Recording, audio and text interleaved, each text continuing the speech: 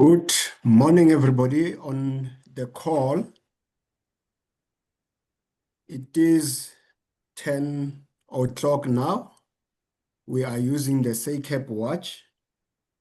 We trust that everybody is ready for this important session. Welcome one, welcome all to the MTR webinar. My name is Sandy Lepoy. I'm the Senior Manager responsible for Professional Statutory Services at SACAP. And I'm having my colleagues here from the Stakeholder Relations, Mem Brenda Pake, as well as Mem Manoko Makumula. I have Mr. Mnetsi Chiunda, who's also a Senior Manager for ICT and Performance. I have Mr. Abongile Jacisa, who's also responsible for registrations as well as education. And we also have Mr. Tsepo Matabohe, who's also part of the team, and he's the one that is managing the MTR system. We are happy to be hosting the MTR webinar this morning, and we hope that this webinar will assist you as you navigate your path of submissions as a candidate, but also equally important for mentors that we have online. We can see there's quite a number of mentors as well. In terms of approving the MTRs that would have been loaded by our candidates. We're hoping to have an interaction session this morning. Please make sure that you jot your questions down and you'll be given an opportunity to ask those questions, and the team is here to respond. So we'll try our level best to ensure that we fully respond to your questions. Welcome again, everybody. And the program, as you can see it will proceed as follows. First and foremost, we'll have a presentation by Mr. Abongile Jacisa, which will cover the MTR pre-registration requirements and considerations, also emphasizing what is not covered, because we have seen quite a lot of candidates that have some confusion in terms of submission. So we want to clarify that particular area, but we'll also delve into duration of, training reports, who has to submit how many, at what stage, etc. We'll also take you through the minimum value points, as well as issues relating to appeals or exemptions in terms of MTRs.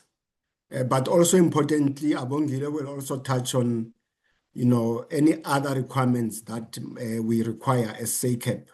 I should mention that the MTR process, it's an articulated policy, prescripts that we are following, and the way that we have structured that policy will be how we're going to present to you this particular morning. And Mr. Jacisa will also come in to talk about candidate supervision and practice, covering the supervisory requirements. This will be those requirements that supervisors should take heed of and ensure that they align accordingly. And timelines obviously related to that, and we request that the supervisors do make sure that they process and sign off as per the timelines that will be articulated. We'll look at employment practice, the requirements thereof, and what we require these particular practices to do. Third element under candidate supervision and practice will zoom into, prohibition of unauthorized independent work, and we'll also take you through what we mean by that and how it impacts, you as a candidate, how it will also impact the practice. And we'll close off the session in the afternoon with navigation of the MM system, the step-by-step process. So we'll take you through, a step-by-step process of MTRs, and we'll give you a live demonstration so that you come out of this webinar understanding where to go, where to click, and what to do at what point. So that will close off this particular session. Then we'll take questions and answers from all of you, and we'll then close the session at 1 o'clock on the dot. So feel welcome. Please jot down your questions. We'll take them at the end of this particular session. And we're looking forward to a lot of questions because we're opening up the PPE for October, and we want all of you to be able to qualify to sit for those examinations that are coming on the 14th and 15th of October. Thank you so much. That said, I'll hand over to Mr. Abongile Jacisa to take us through his presentation, starting with the candidature registration requirements, and thereafter he will take us through the candidate supervision and practice, and will further direct in terms of the program. Over to you, Mr. Jacisa. Thank you. Thank you, Mr. Boy. Greetings to everyone. Thank you once again for joining this webinar where we will be taking you through the monthly training records, why are they necessary, and what entails the monthly training records, and also what are the processes to follow in terms of following the requirements of monthly training records.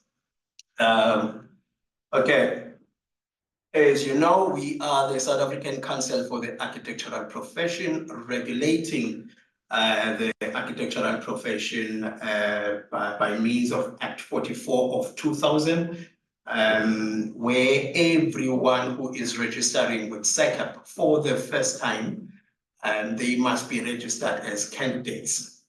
Be it candidates or apprentices. No one is registered for the first time as a professional. So each and everyone who's registering for the first time, they'll be registered as candidates. Of course, in variation with their qualification, which will determine the candidacy category that will be registered in.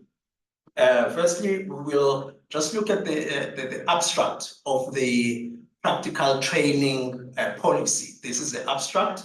You can access the full policy online on our SACAP website, www.sacapsa.com.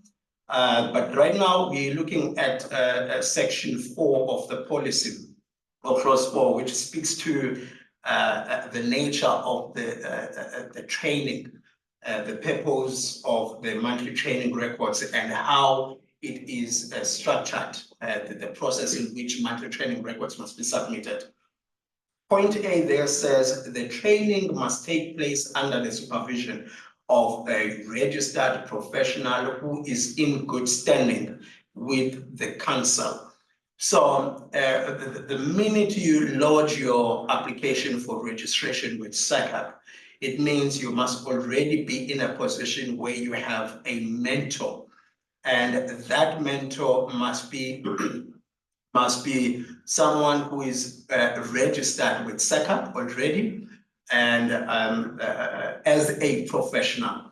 Only that particular person can be your mentor. Point B, the training shall be structured to place progressively more responsibility on the candidate to ensure that he or she is capable of applying academic knowledge to practice and of making and executing professional decisions. So the reason this is important, the practical training is important, is to also infuse what you learn academically, and also what you must learn from a practice. So you must put the two together. So this is where it gets very important, where you are placed in an architectural firm, to ensure that you are exposed to doing the actual architectural work, to doing or undertaking the actual architectural responsibilities. So that's where it's very much important that we always engage candidates to say, in the event that you find yourself not being exposed to the responsibility or to the kind of work that you are supposed to be exposed to, please engage us so that we will be able to engage your mentors, because we want, at the end of the day, you have the necessary experience, the necessary expertise, and necessary capabilities so that we feed the architectural profession with competent professionals. Point C, the experience gained during the training period shall include the elements of practice stipulated in Appendix A. We will go into Appendix A, but this is just to highlight that you don't just go to work and just randomly do the work that you would do in your work environment.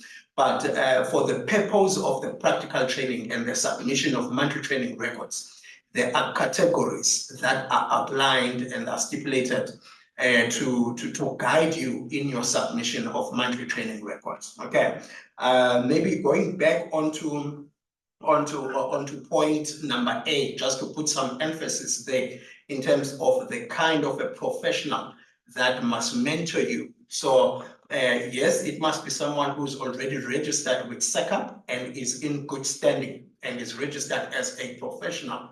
But also it must be someone who is in your equivalent registration category as a candidate or higher. What do I mean by this?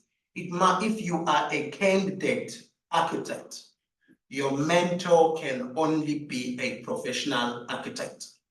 If you are a candidate architectural technologist, your mentor can only be your professional architectural technologist all the way to professional architect. So you cannot be a candidate senior architectural technologist and be mentored by a professional architectural draft person or a professional architectural technologist. So it must be someone who is in the equivalence of your professional status as a candidate. Okay. Responsibilities of a registered candidate. Point number 8, the onus is on the candidate to ensure that his or her training meets the prescribed requirements. So as I indicated on the previous slide, you as a candidate, you must make sure that you are exposed to the necessary areas, you know, or that are outlined in the categories of monthly training records. It is your responsibilities. Point B, in the event that the candidate experiences difficulties with the training, he or she shall attempt to resolve these with his or her employer and or mentor.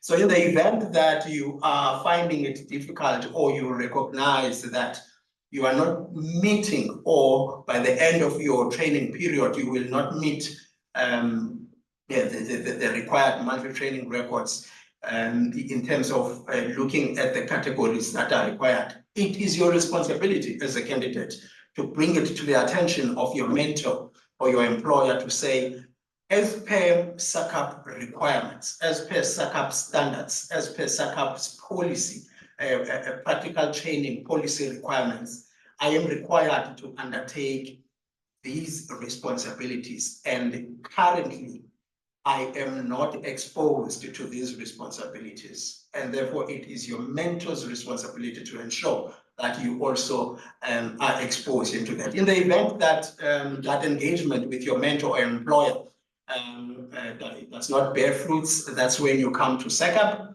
you contact us, and then we will try to facilitate the situation whereby you are exposed into the right responsibilities to ensure that you meet your monthly training records requirements. Point C, The candidate is responsible for completing the monthly training records in the way prescribed by the council.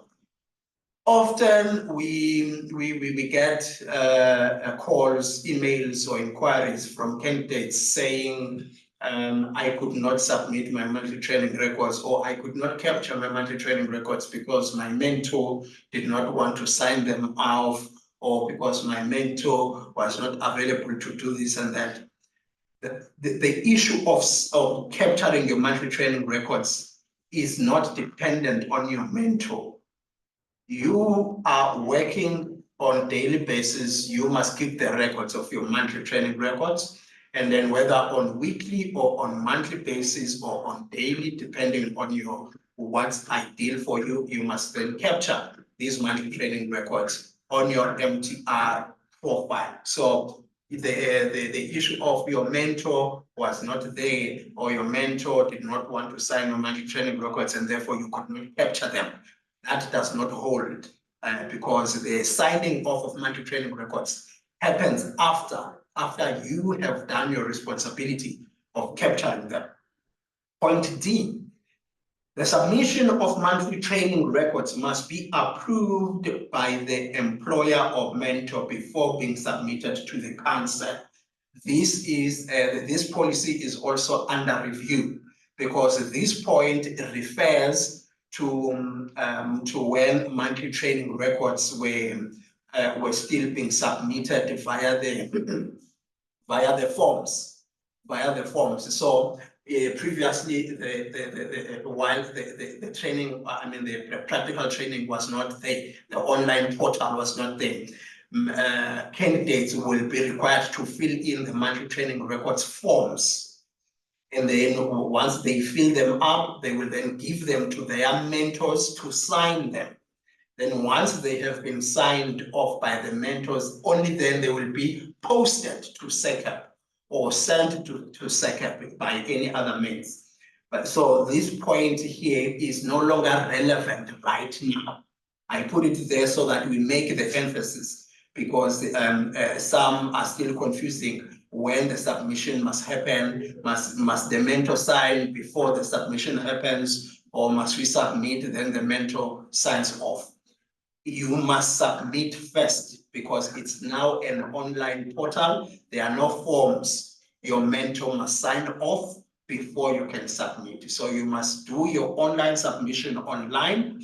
And then once that online submission has been made, you then inform your mentor that you have submitted your training records, and then your mentor will review them then and either engage you if there's anything that needs to be reviewed based on what you would have captured. Okay, point E. The submission must reach council in the prescribed manner within 2 weeks of the end of each month. So this is also the fact that the terminology used there is must reach the council. It also refers to the forms, but what still exists is that candidates are given up to the 14th day of the following month to submit monthly training records. So what does this mean? This means in order for you to submit your July monthly training records, you had until the end of July, then you were given a grace period of 14 days, which ended yesterday. So you have up until the 14th day of the following month to submit monthly training records for the previous month. This would then mean your grace period to submit your July monthly training records ended yesterday on the 14th.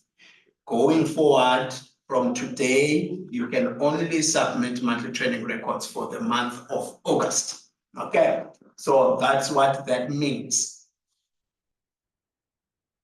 Now that we've covered your responsibilities as a candidate, what is the role of your employer or that of your mentor?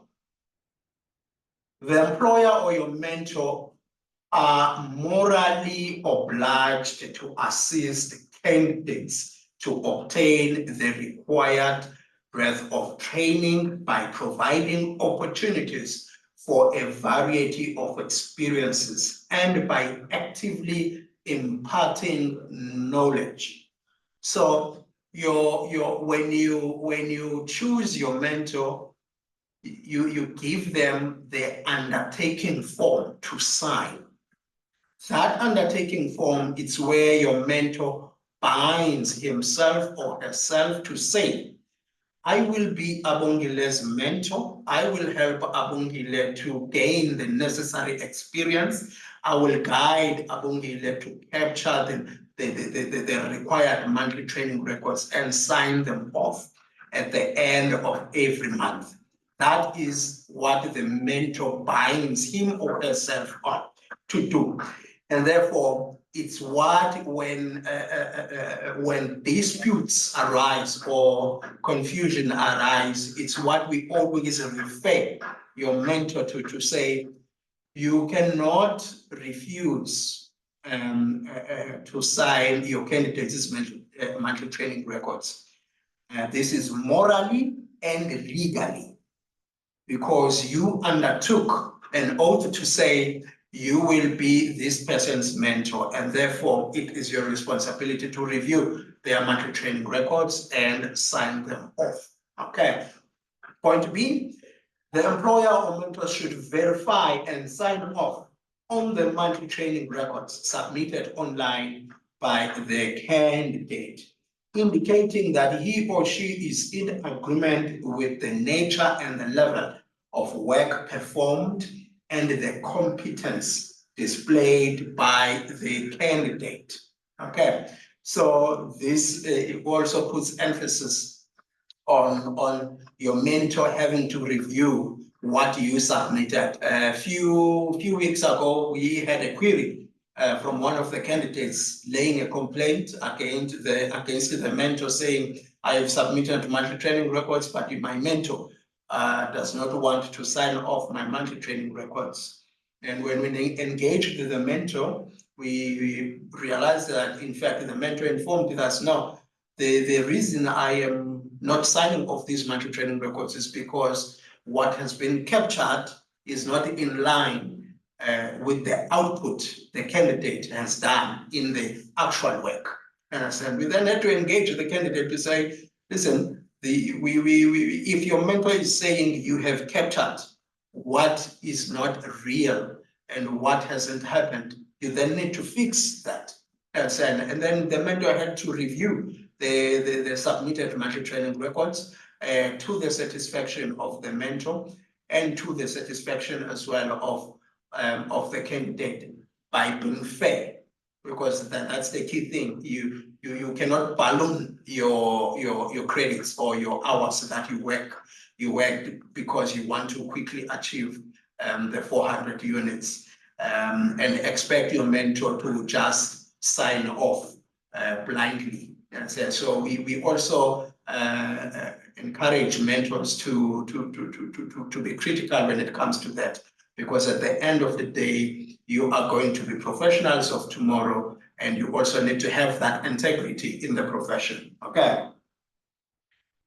Now let's get to the actual registration of candidates and the required monthly training records, because a registration category will then determine the period in which you will do your practical training. Okay, so we have one category which we refer to as an apprentice.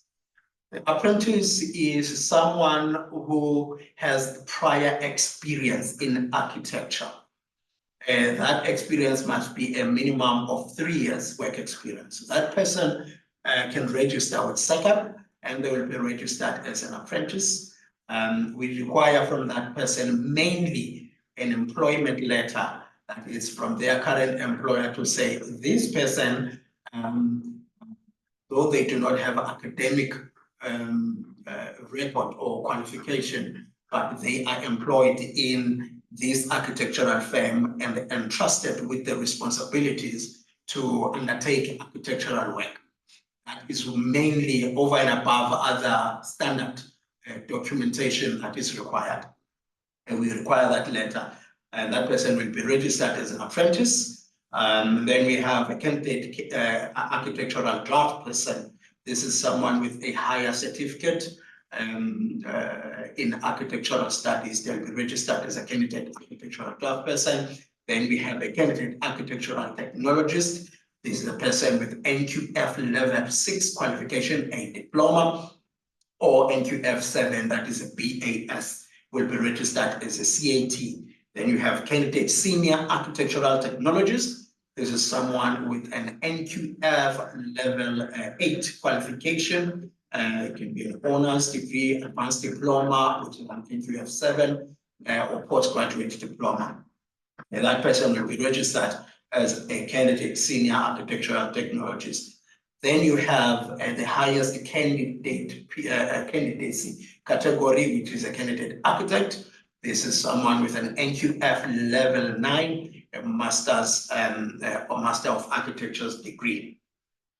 Now, the apprentices and the candidate architectural draft persons, they are required to submit monthly training records for a period of 36 months from the date of registration.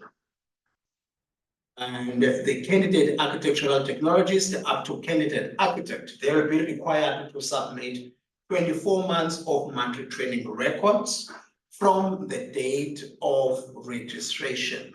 I think I need to put emphasis there because previously it was at a high rate where candidates will graduate, not necessarily candidates, but persons will graduate and then they go work for about 4 or 5 years. And then after 5 years, and now when they want to be independent, they want to register with SECAP, and then they then gonna say, no, I want my previous work experience to be taken into consideration so that I do not do the monthly training records. But it doesn't work like that.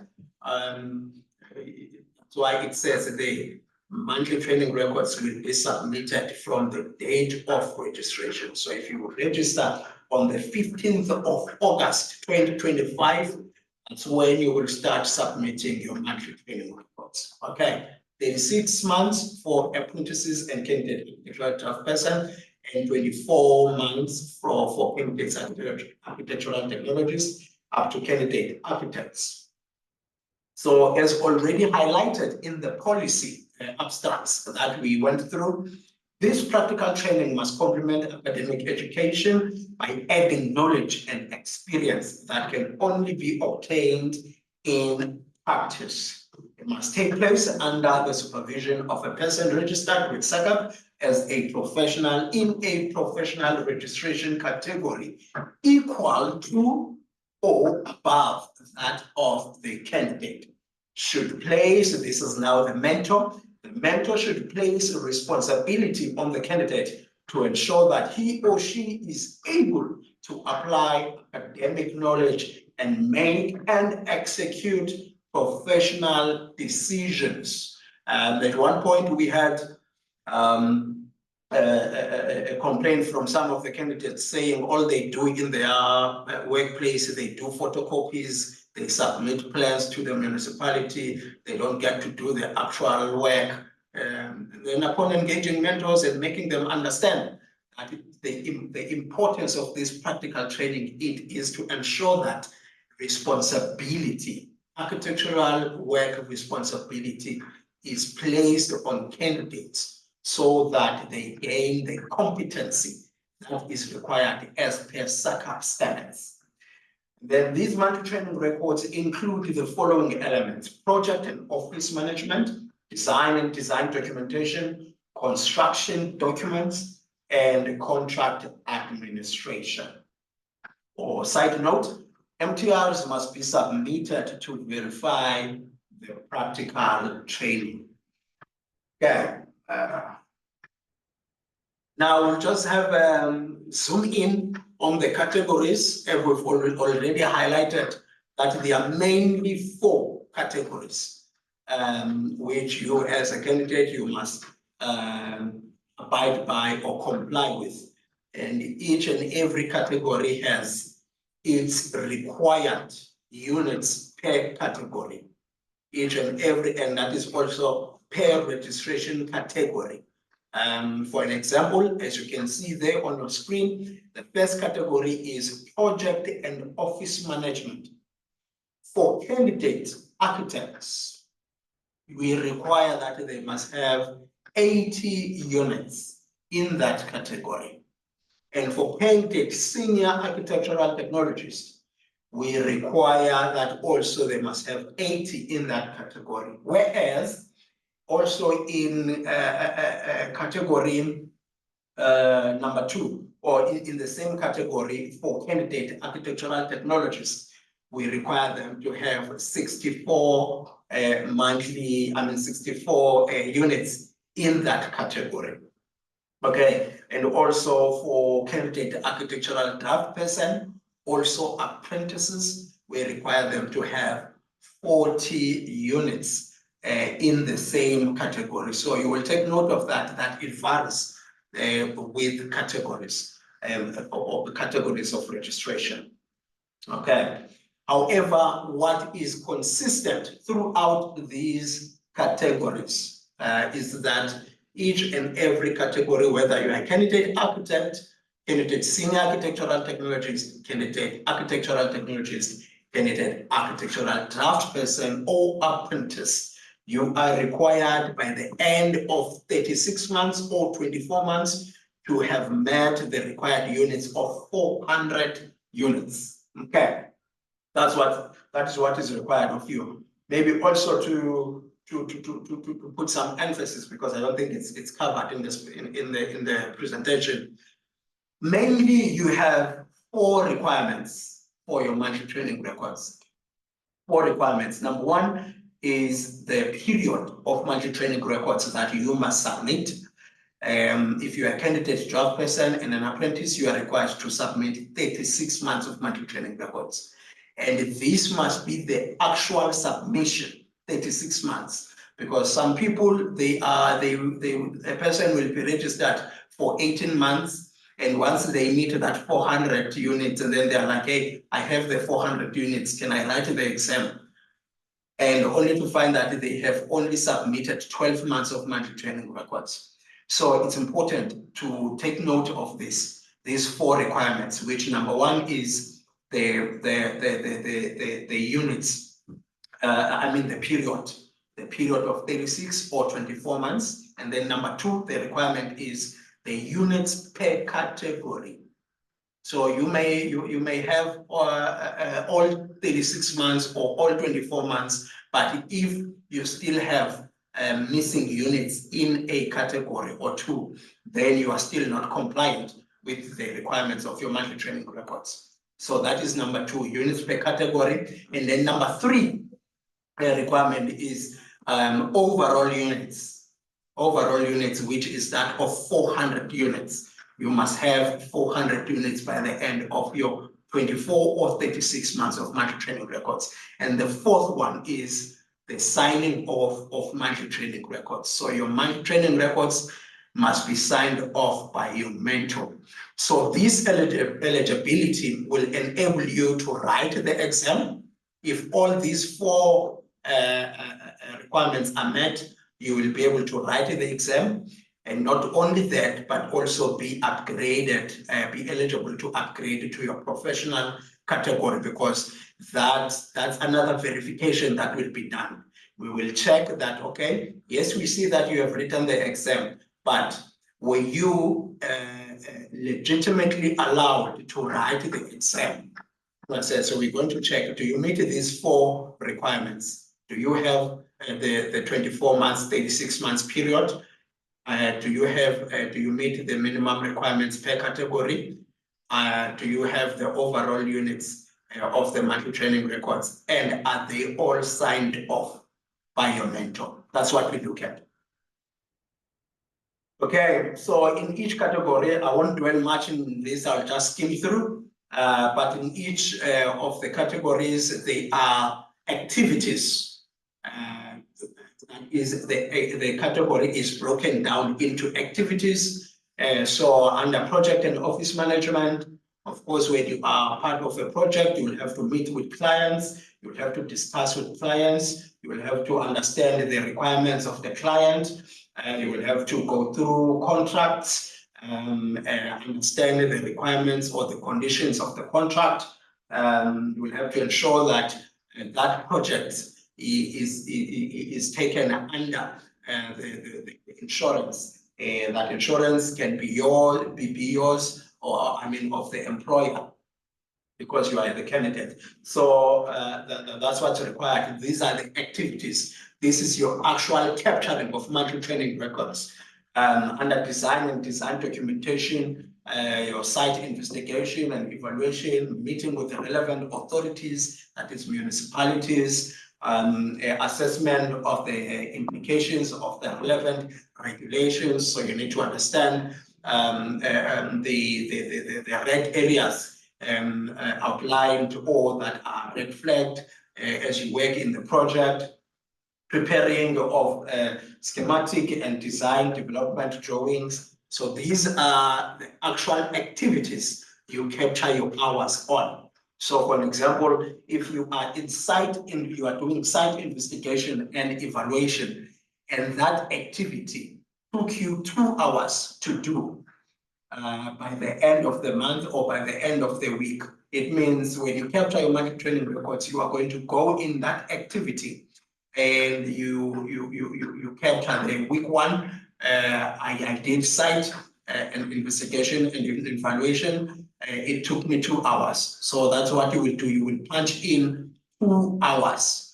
I think that's also what you need to take note of, because in the previous system, our emphasis has always been convert the time that you work into units. Convert the time that you work into units using the formula 8 hours is equals to 1 unit. That's what we've been preaching for the longest time based on the previous system. So you had to do the manual conversion of hours to units. And right now, what we would like to emphasize to you is capture hours, and the system will convert those hours to units. So we have built in the formula onto the system, so that, because even previously, even though we were educating you guys or the candidates on capturing or converting the hours to units, many of you still captured hours, still captured hours. And now by the end of the period, it will not make sense that a person will have 3,000 units that they would have captured. This is because the conversion was not done. And right now, we even have a flashing notice. When you start capturing your monthly training records on your dashboard, there's a flashing notice there that says capture hours, capture hours, capture hours, and the system will do the conversion to units. Okay. Similar pattern on construction documentation, similar pattern on contract administration as well. You capture your units, your hours that you work, and the system will convert your hours to units. Okay. Now, as already highlighted, this is still the abstract of the practical policy, which you can still also access on our website. I will read this abstract and then further elaborate on it. The practical training is performed by persons registered as candidates in order to qualify to write the professional practice examination, PPE. The practical training complements the academic education of the prospective professional by adding knowledge and experience, which are fundamental to the profession and can only be obtained in practice. We've covered that part. Thus, all registered candidates have to complete a period of structured practical training in a professional practice before being allowed to write an examination in order to register as a professional. I think we also touched on that. In terms of Section 19(2) of the Architectural Profession Act 44 of 2000, the council must be satisfied that an applicant who applies for registration as a professional has demonstrated his or her competences as measured against standards determined by the council for the relevant category of registration and has passed any additional examination that may be determined by the council. Okay, therefore, the council hereby sets requirements for completion of internship, the submission and the approval of monthly training records in order to write the PPE. Okay, so this section of the policy, it puts emphasis on the necessity of the monthly training records. It's not only about you gaining experience or you being exposed to the necessary work areas. It's not only about that, because some of you, yes, may have experience, and some of you will even demand that their experience gained during their period of not being registered with SECAP be recognized. So the emphasis here is that it's not just about you gaining the experience, but it's a matter of compliance as well. It's a matter of compliance, it's a matter of adhering to the standards and compliance rules that are set out by the council, by SACAP. So we then cannot come, because I know many of you always try to find ways to go over or to not do the submission of monthly training records. And SACAP, that would be tantamount to creating rules and then coming back and punching holes in the very same compliance rules that we are trying to implement. Okay, so as a regulatory body, we have to put regulations in place, and then we have to not only enforce them, but also educate you as the candidates and other stakeholders in the architectural profession on these regulations that are set on why they are important and why they should be adhered to. Okay, so speaking of the necessity to submit monthly training records, we'll now cover the appealing and the exemption of monthly training records. As dictated by the practical training policy, there are no provisions for appealing the internship period and the submission of monthly training record. As we've just read from the abstract on the policy, this regulation or this policy or that section of the policy, it is to necessitate the issues of compliance and adhering to the standards that are set by the council. Therefore, we cannot come back and create holes in that same regulations. There is no appeal or exemption for failure to obtain the required not only 400 value units, but to obtain the requirements of the monthly training records. There is no appeal, there is no exemption. You must meet the requirements that are stipulated in the practical training policy. Okay. There is only one process, however, for exempting candidates from the internship period and the submission of monthly training records. and that is namely special candidate exemption.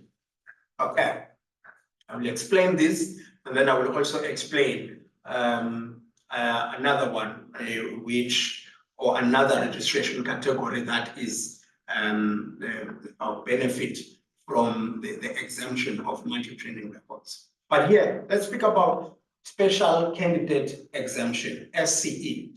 The SCE involves the identification, documentation, assessment, and recognition of work-based experience in terms of the professional competences in the architectural profession.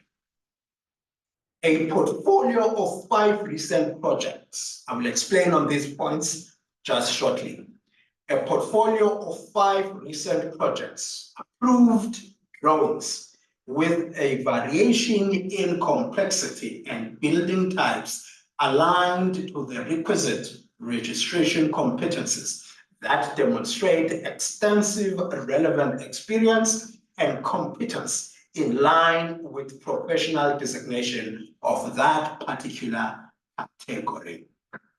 A successful SCE application exempts the applicants from the practical training period and the submission of MTRs and are eligible to write the immediate available professional practice exam before they can apply for an upgrade to a professional status. Okay. In summary, what is this special candidates exemption? This is a process put in place for special conditions. A person applying for this process must have special conditions. It cannot be someone who graduated in 2021 and then they went and worked and of course the mentor, and then they hear of this process and they come to apply for this special candidates exemption. But what this takes into consideration is that a person must have a qualification and must have obtained their architectural qualification 5 years. I mean, they must have gained experience, 5 years of work experience after obtaining their work, their architectural qualification, their degree from a SACAP accredited learning site. This person must then, after graduating, they must have a minimum of 5 years work experience, having obtained that, and they must have special conditions on why, after graduating, where they were not registered with SACAP, you understand, in order for them to apply for this process. Normal scenarios or cases would be people who graduate from any accredited learning site in the country, and then they go work maybe in Namibia for 5 years, for even over for those period of years.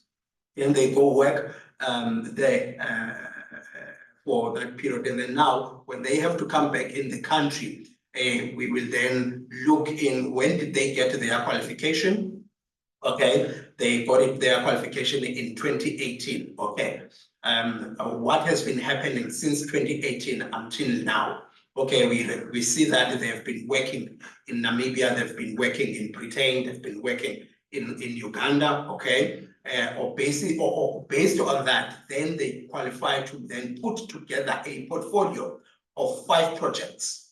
A portfolio of 5 projects which they would have been part of in working in those projects. Then they must put these projects, 5 projects, and then make their submission to the council. They will then be invited to register, to the panel, to be assessed, to present their portfolio of 5 projects, after which they will be, of course, queried, asked to ensure they will go through that assessment by the panel to ensure that the work they would have presented is indeed their work and they were part of that work that they did. This, of course, this period happens after registering.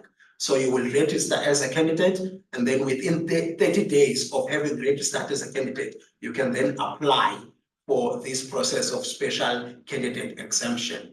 Then once you go through that process of being assessed by the panel will then make a recommendation to the committee to say, okay, they approve your submission that you are exempted from the period of the internship and the submission of mandatory training records. Should the outcome be in your favor, you will then be exempted from submitting mandatory training records, and you will be immediately eligible to write the immediate available exam. Okay.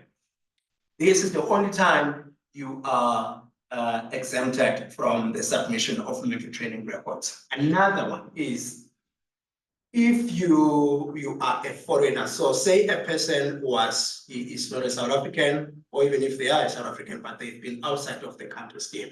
But generally, this is a rule we apply for foreign qualifications applications. When they apply to be registered with SACAP, we look, okay, you are a foreigner, you have a foreign qualification, when did you obtain your qualification? So we use the same criteria. When did you obtain your qualification? You are from Namibia. You are from Canada. When did you obtain your qualification? Okay, your qualification, you obtained it whenever in the early 2000s, and you were based in Canada or in Namibia, in Zimbabwe, during those years, and only now you are coming into the country. We will then say, because of that, because of your academic record, academic qualification, and the fact that you meet the minimum requirement of 5 years work experience, having obtained your qualification, you are then exempted from submitting mandatory training records. You are then eligible to write the immediate available PPE, professional practice examination. So this is where that rule also applies. So normal people that would apply for this process, of course, would be then people that were in the architectural field for the longest time, for the longest time.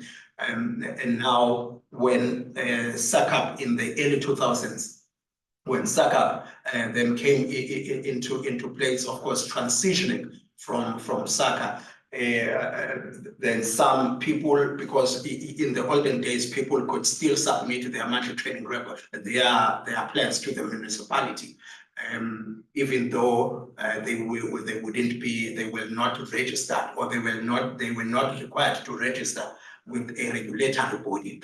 But right now, the submission of plans to the municipalities requires one to be registered with SACAP, and also registered as a professional, and also be in good standing with the council and have their professional certificate. So you have those people, old people that used to submit plans in those olden times. So those are the kind of people that would normally qualify for the special candidacy exemption, because they would have the academic qualification, and they would also have the portfolios that they would have taken, that they can include in their portfolio to be exempted by the panel. Okay. Once you have written, you have submitted the mandatory training records, and you meet all the requirements, all the criteria that we have outlined. I mentioned 4 requirements that you must meet. Number 1 is the period. You must have submitted 24 or 36 of mandatory training records. Number 2, units per category. You must have met units, all the units in each category that is stipulated. Number 3 is overall units, the 400 units. You must meet these units, required units. Number 4 is the signing off by mentor. Your mentor must have signed off your mandatory training records. Now, once you have met all of those requirements, you are then eligible to write the professional practice examination. The professional practice examination consists of 2 papers, paper 1 and paper 2. It is compulsory for candidate architectural draft person, a candidate architectural technologist up to candidate architects to write both papers, both paper 1 and paper 2. It is compulsory for them. However, it is not compulsory for candidate architectural draft persons and apprentices to write paper 2. They are only required to write paper 1. Okay, having said that, it is not enforced or it is not imposed on candidate draft persons and apprentices to say you can only write paper 1. Therefore, you cannot write paper 2. Because why? We also foresee people that will be upgrading themselves in the near future. And therefore, we actually do encourage candidate draft persons to also write paper 2 and paper 1 as well. Because we know once you write your exam and you are a professional draft person, you will have aspirations to upgrade to a higher category. You do not want to remain a professional draft person throughout your life. You will want to upgrade. So this means later in your life, it will still be required that you write paper 2, because you will not be able to upgrade to a higher category, whether by qualification or by RPL. You cannot upgrade from professional architectural draft person to any higher category without having written the second paper of the exam. Okay, so even though as a candidate draft person, you are not forced to write paper 2, we do encourage that you write. But if you feel like you are okay with paper 1, that is also still fine. After writing and passing the professional practice examination, you will be upgraded. You will then apply to upgrade to a relevant professional category. If you were registered as an apprentice, your professional category is professional architectural draft person. If you are registered as a candidate architectural technologist, your professional category is a professional architectural technologist. Having said that, in the event that by the time you have completed your requirements for monthly training records and you write the exam, by that time you have completed a higher qualification, whether it's your honors, whether it's your masters. If you were registered as a candidate architectural technologist, when you apply to write, to become a professional, you can be upgraded from candidate architectural technologist to professional architect straight away, using your higher qualification that you would have obtained. So we normally get to this inquiry where candidates think that if they are registered as a candidate, a draft person, when they obtain a diploma, they will then be required to now, instead of doing moving from 36 months, now they will have to, over and above that, do 24 months. And then if they also upgrade, maybe they get the honors degree and or masters. Let's say they get a master's degree. Now they will have to fulfill that 24 months of candidate technologist and again fulfill the 24 months of candidate architect. It's not the case. You do not have to upgrade unless it's important for your progression in your work environment that you upgrade your candidacy period.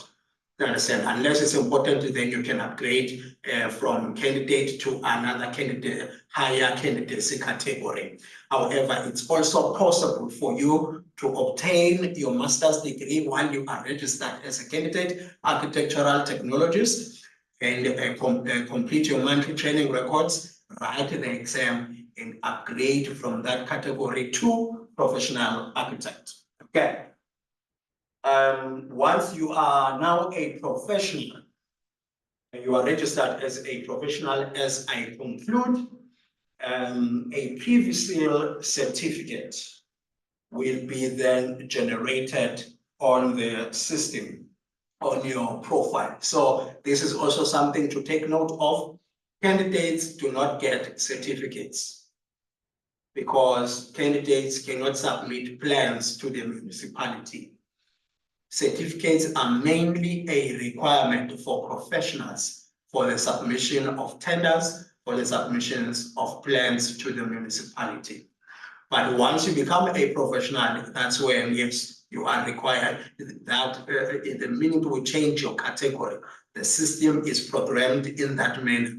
That the minute your category is changed to professional status and your CPD cycle is activated, then your certificate will be automatically generated by the system. You can download it and save it. You can share it in a link form, or you can print it out.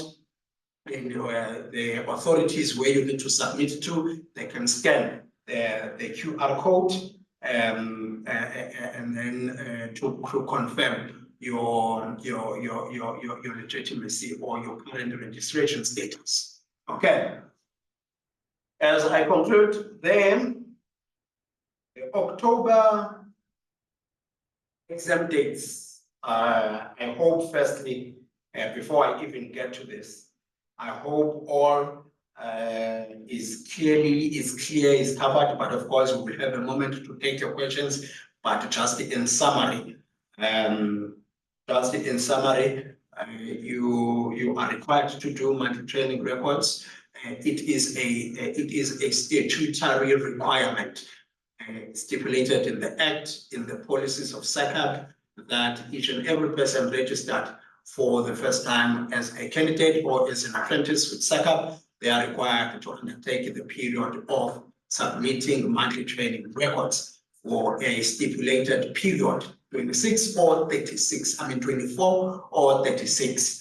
And this monthly training, submission of monthly training records is not just a random submission, but it is guided by categories, 4 main categories, which you are to submit under. You also have, because if you combine the required units per category in all those 4 main categories, you will realize that the total is 320, the total, whereas you are required to have a total of 400. So the policy then goes on to say the remaining 80 units can be accumulated in any other category. So in those categories, you also have an additional one, which is an educational category of monthly training records. It's not mandatory for you to capture anything there, but it's also to help you towards achieving the overall units of your monthly training records. So, for example, this session is an educational session. And the time you spend in this session, you can then go at the end of this session and capture the time that you captured under that educational section there, which will also count towards your monthly training records. And then once you have met all your monthly training records and submissions, you will then be eligible to write the exam. And once you've written the exam, you will then apply to write to become a professional, to apply for an upgrade, to become a professional in your relevant category. And now your stress going forward will no longer be monthly training records as a professional. You will now have to focus on your continuing professional development credits or points, CPDs, and no longer about the monthly training records as you submit or conduct your professional, architectural professional activities. Okay. So we have 2 exam dates in the year. So the exam is written twice in the year. The one has just passed, which was held in May. We've recently released the results for that one. The second one will be in October. The applications will open today, the 15th of August, 2025. The applications have opened, and the applications closing date will be the 15th of September, 2025. And then the actual exam dates will be held on the 14th to the 15th of October, 2025 as well. What I would like there to just nudge you on is please ensure, check your eligibility. You can check it for yourself. So on the monthly training record system, you have an option to view and or download your activity summary. So you then have to go through that activity summary, count the months that you would have submitted the monthly training records, and also check if you meet the required units per category, and then check as well if you have the overall units, and also check as well if your monthly training records have been signed off by your mentor. Then that is what makes you eligible to write the professional practice examination. Also, to make that verification for you and make things easy for you, you can always contact us at SECAP, and myself and my team. We will be glad to check your eligibility to write the exam by going through exactly what I just outlined, the requirements of your monthly training records to ensure that you are eligible to write the exam. Okay, ladies and gentlemen, that will be the end of my presentation. Thank you so much. I will hand over to the program director, Mr. Sandile Boy. Thank you, sir. Thank you so very much, Mr. Chachisa, for the comprehensive and articulate presentation on what is required for one to be able to write the exams. And there's one slide that I need to emphasize to the candidates and mentors that are here, which talks about the qualification to write the PPE. Just to reiterate that all registered candidates have to complete. We're saying have to complete a period of structured practical training in a professional practice before they can be allowed to write an examination and be registered as a professional. And I'm saying this because we do get requests that I'm short of 2, MTR submissions. Please allow me to write.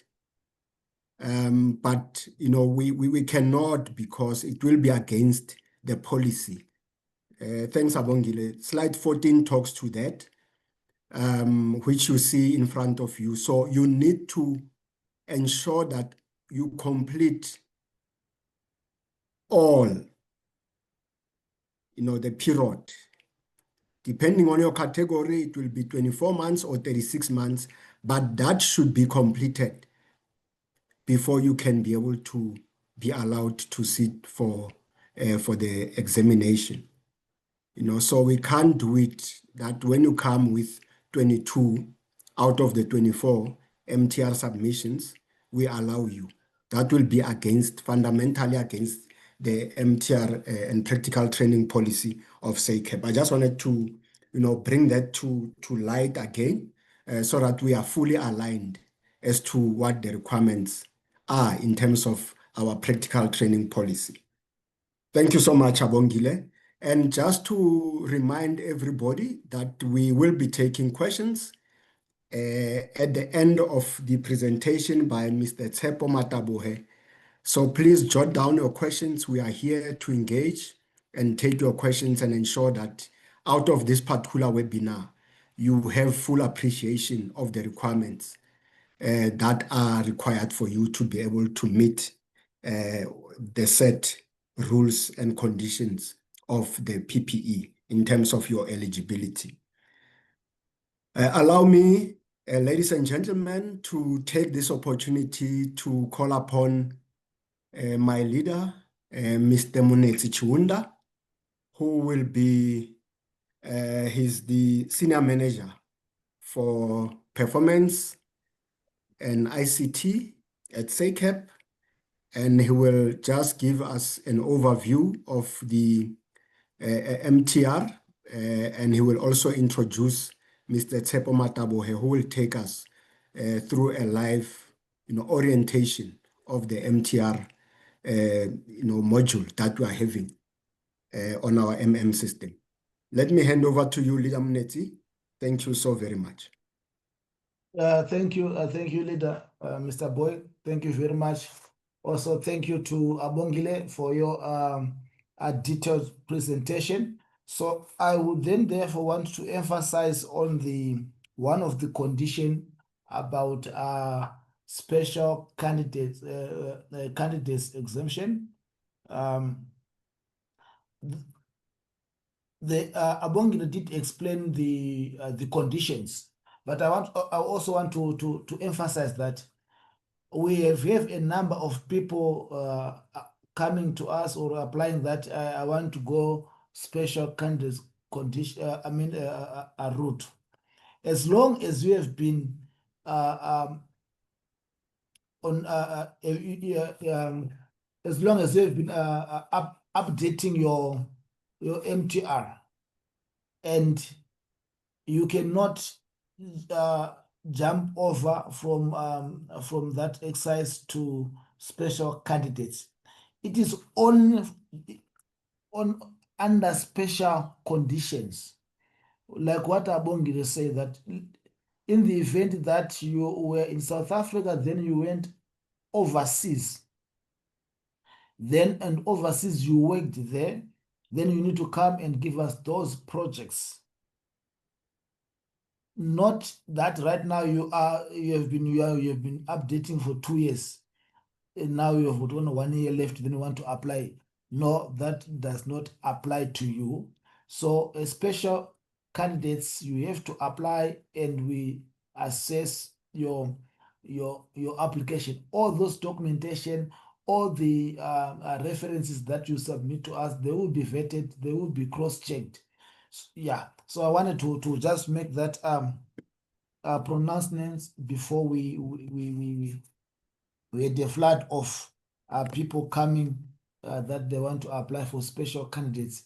It have got, that's why there's a word special. There are conditions.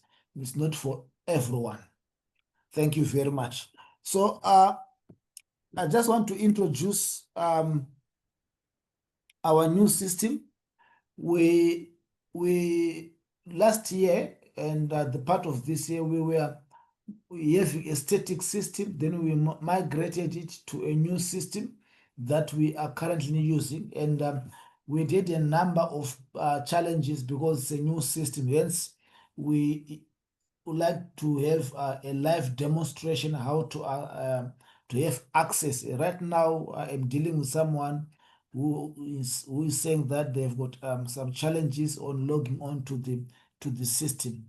So this system is now integrated or part of the your My Membership system or your profile system, your SACEP website system, and from that system you can then therefore go to the MTR system. So on this system, we have stopped taking in paper-based forms.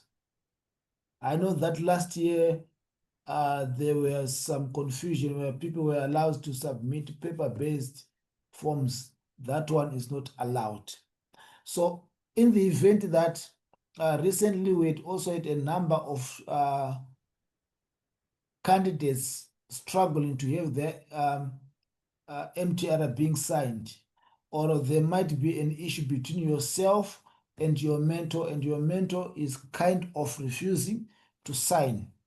So we'll then advise that if you are not getting lucky from your mentor, please contact SACAP. Specifically, you can contact me if you're having those challenges, so that we can intervene with your mentors so that your MTR can be signed. Especially if there is a conflict or there is a friction between the two of you, please contact us.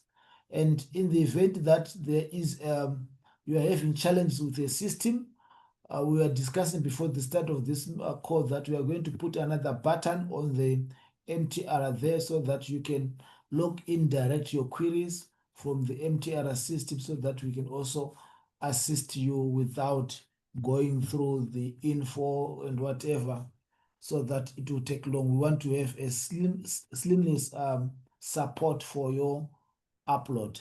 Please make sure that, like what Abongile said, that the window is open until the 14th or until the 15th of every month. Make sure you submit. Most people, they call us after the 15th. Already you are out of line. But there is also a button that says request for extension. Please utilize that button, and the team internally will also assist you to open up if you have got a valid reason why you want the window to be open, or you want to be given an opportunity. We did that last month that one, whereby we opened for everyone, for them to see a bit, to upload, because it was a new system. But after that window, it was closed. Okay, so I would like to introduce the next speaker there, Mr. Tsepo. He is going to take us to the live demonstration. How do you access your MTR portal? The approach that you can use to access, upload, and submit. Over to you, Mr. Tsepo. Okay, thank you, Mr. Mnetsi. Good afternoon, everyone. As Mr. Mnetsi has mentioned, my name is Tsepo Mataboge. I'm going to take you through the system, and I think if you have any questions or any form of comments, just let us know. Only I'm not sure how do I present. Do I need that showcase on the screen? Or it will share. Yes, yeah, I'm just going to share. Right.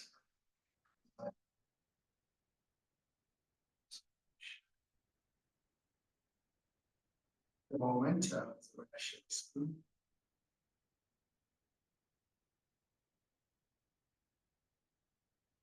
Okay, I believe everyone can see the screen.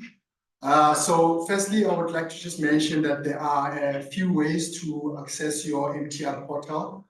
There is a direct way to access it via the membership portal, my membership portal. There is also another way to access it via your SACAP website, which you access it by clicking on this RP login, which will obviously enable you to log in your username and your password, right?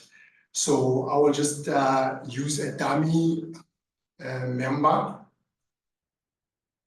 so that I can just show you how you access it, because we noticed that sometimes some of the calls that we get is people are not able to probably access the platform because maybe they're not on the right portal or whatever, but this is a way to access it. So when you get to this profile here, let me just move this here. When you get to this portal, what you do is you click on the MTR tab on top there. And then once you click on that, you will come to this button here where it says click here to manage your MTRs. So this is my dummy user, Mike Jones.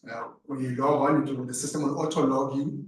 You don't need to, previously like you used to use your username and password to log on. You don't need to do that. You just go through that My Membership portal and it will auto log you here.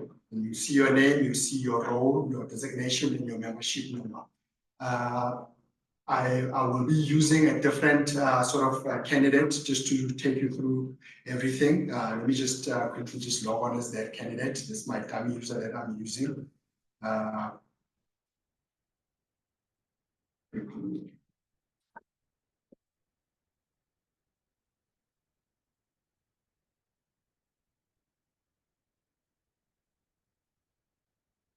So you as a candidate or anybody accessing the system will not obviously see that login screen. The system will auto log you on. So as mentioned, here is my name here, Tsepo. Here's my designation, here's my membership number. When you look on the left side of the menu, this is where you will see a sidebar, which is the menu that you will normally see.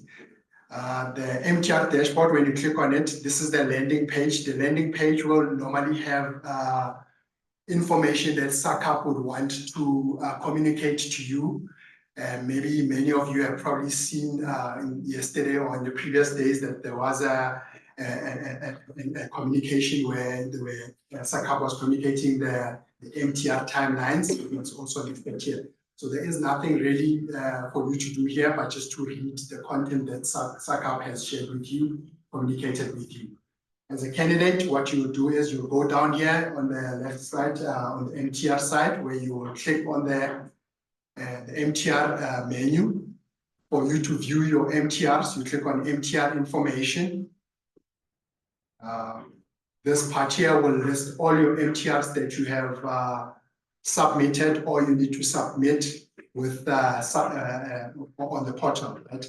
So the first thing that I'd like to mention is the status of your MTRs. So one thing we should note is when you look at this column here that says status, it is actually defined on top here. You see P, which equals to in progress. In the previous system, it was in progress or on hold.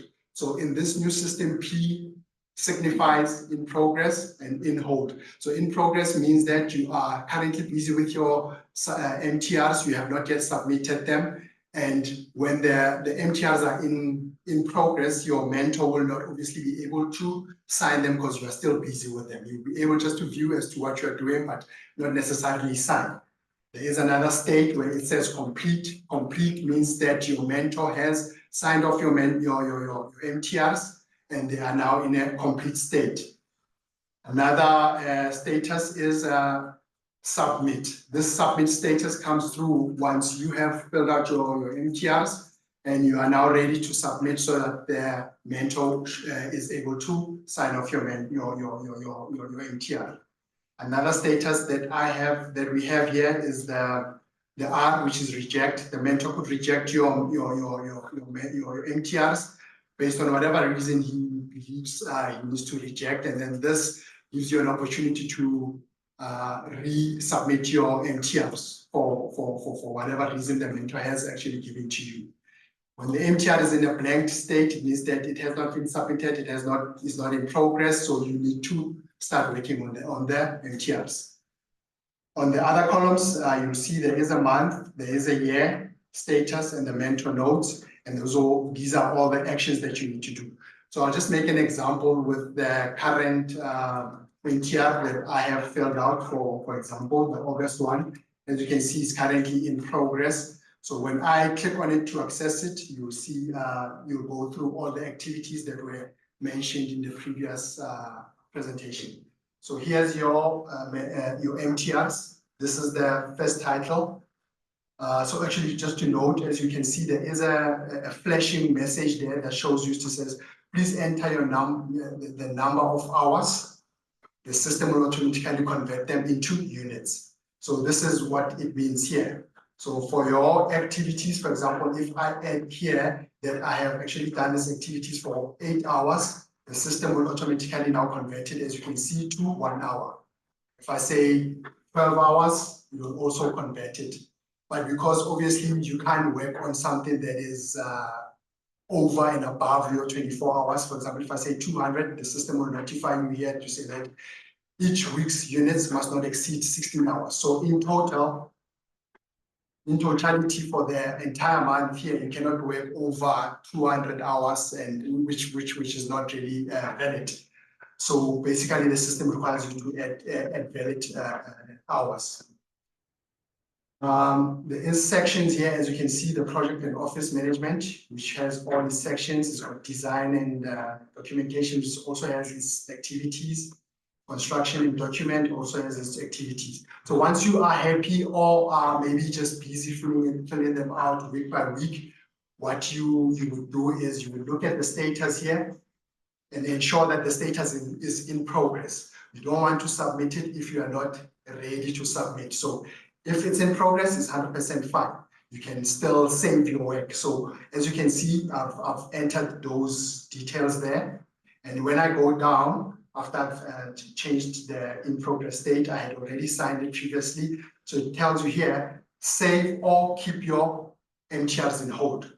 So because it's in progress, that's perfectly fine. You can click on the submit button, the save button. So what this does is it's just going to save your profile, your MTR profiles. This is not going to be seen by your mentor. This is for you to continue working on it. As you can see, if you don't submit, you don't actually acknowledge the TNCs, the system requires you to acknowledge that. So please check in the box to acknowledge their TNCs, and then you can submit. The system also notifies you that the state of this MTR is being submitted. Please do not resubmit. Just be patient, because this will take a little bit of some time, like not less than a minute, because we have to convert also the signature and save it in the database. So it takes a bit of some time, but it will eventually get there. Just a moment. Please ensure that if I'll just reiterate on that to say that if you are not ready to submit, please keep the state in progress. Takes a bit of some time.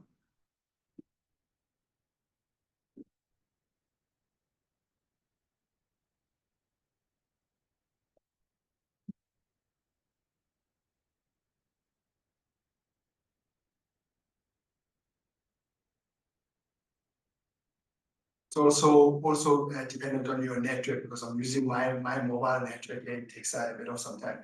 So as you can see here, there is a message that comes through across that says your MTR record has been successfully submitted. If you look at the status, because we left it in an in progress state, it means that you still want to continue editing these MTRs as you go along. Also, once you have submitted, you see the state will change to submit. And for you to notify your mentor to say that my mentor should be able to sign off my MTRs or access your MTRs, there is an option here that says notify mentor. My mentor in this state is still my dummy mentor, which is Tsepo, to access your MTRs. So when you click on this button here, this will send an email to your mentor to say you are interested in the mentor signing off your MTRs. As you can see, it says the email has been successfully sent to your mentor. Let's go check on my emails if there is an email that has come through for my mentor. I've sent it to this MTR, to this email.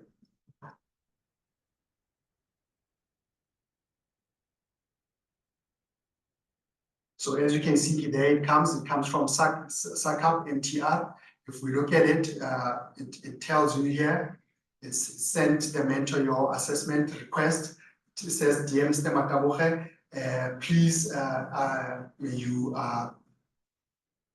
access my MTR records. This is my candidate's number. This is my name, my MTR entry, which is the July one that I had requested. Please, and then this tells the mentor to say that please reply directly to the candidate, because replying to this will obviously go to the SECAP's email, but you want to reply directly to your candidate. Okay. Also, what I can mention is you are also, for example, let's just say, obviously, as Abongile had mentioned that you are given 14 days to actually fill out your mentors for the previous month. So for example, July, you will not be able to fill out July today because it's on the 15th.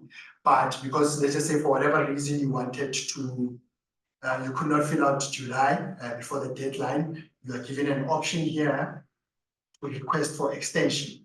So when you request for extension, you can go for specifically that MTR you want to request for extension for example, and then you obviously you will put in your reason why you could not fill out your MTRs.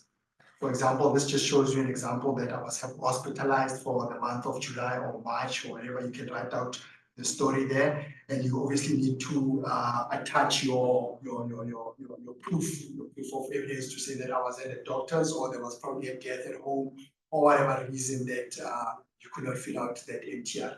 As soon as you submit it, this will come to SACAP. SACAP will then be able to assess that request for extension for that MTR, and then they will be able to enable it, approve it, or reject it. Once they approve it, you will be able to access your MTRs. So when you go to MTRs and you click access MTRs, it will not block you, it will allow you to access your MTRs. So this is just for your view as a candidate. So it is important to know that the deadline, once you've reached it, please request for extensions as I've shown you on the side of the link here. On the report side of things, you are able to view your MTR report. You can view it on the system or you can download it. This also obviously because of the number of MTRs, it might take a bit of some time for you to get, but it will download your report just as the same as the previous platform that it used to download your MTRs, and you'll be able to see your report. So on that part, this is a simple way for you to submit your MTRs, to view your MTRs, and also to obviously communicate with your mentor and your SACAP your SACAP administrators to assist you if you require any extensions. I don't know, as from the candidate's part of view and the profile, I don't know if there's any questions or comments that you want to raise while we wait for the report.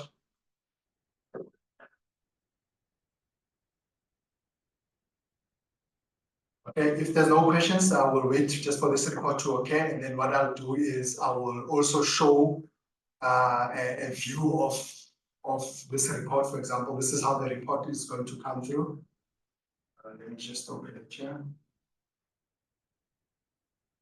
So this is just the report once you get your report.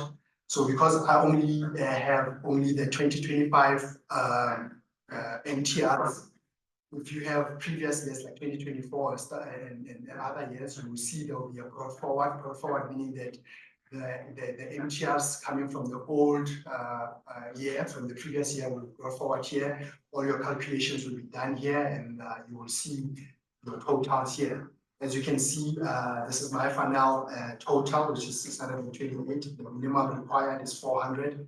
It means that I've gone over. That's why it shows a plus. So my MTRs have gone over a plus. Yeah.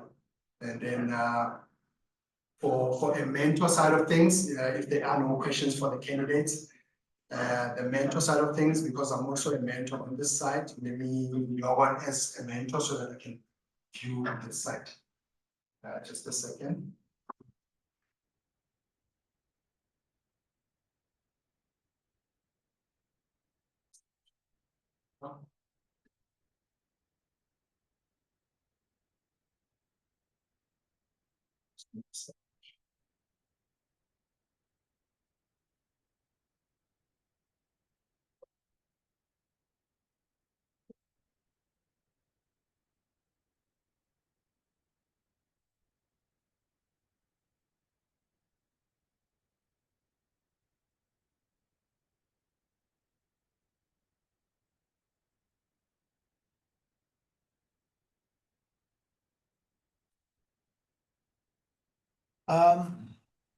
Well, list we are waiting at Tsepo then. Lutho, you can come in with your question. Lutho, Gwandiso.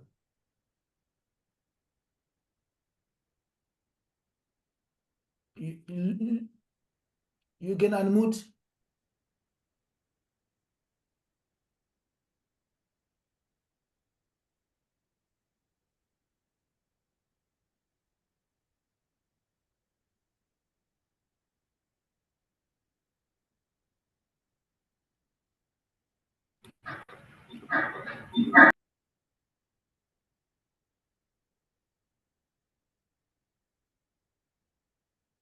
Luton, you are muted, Bob. Oh, Luto.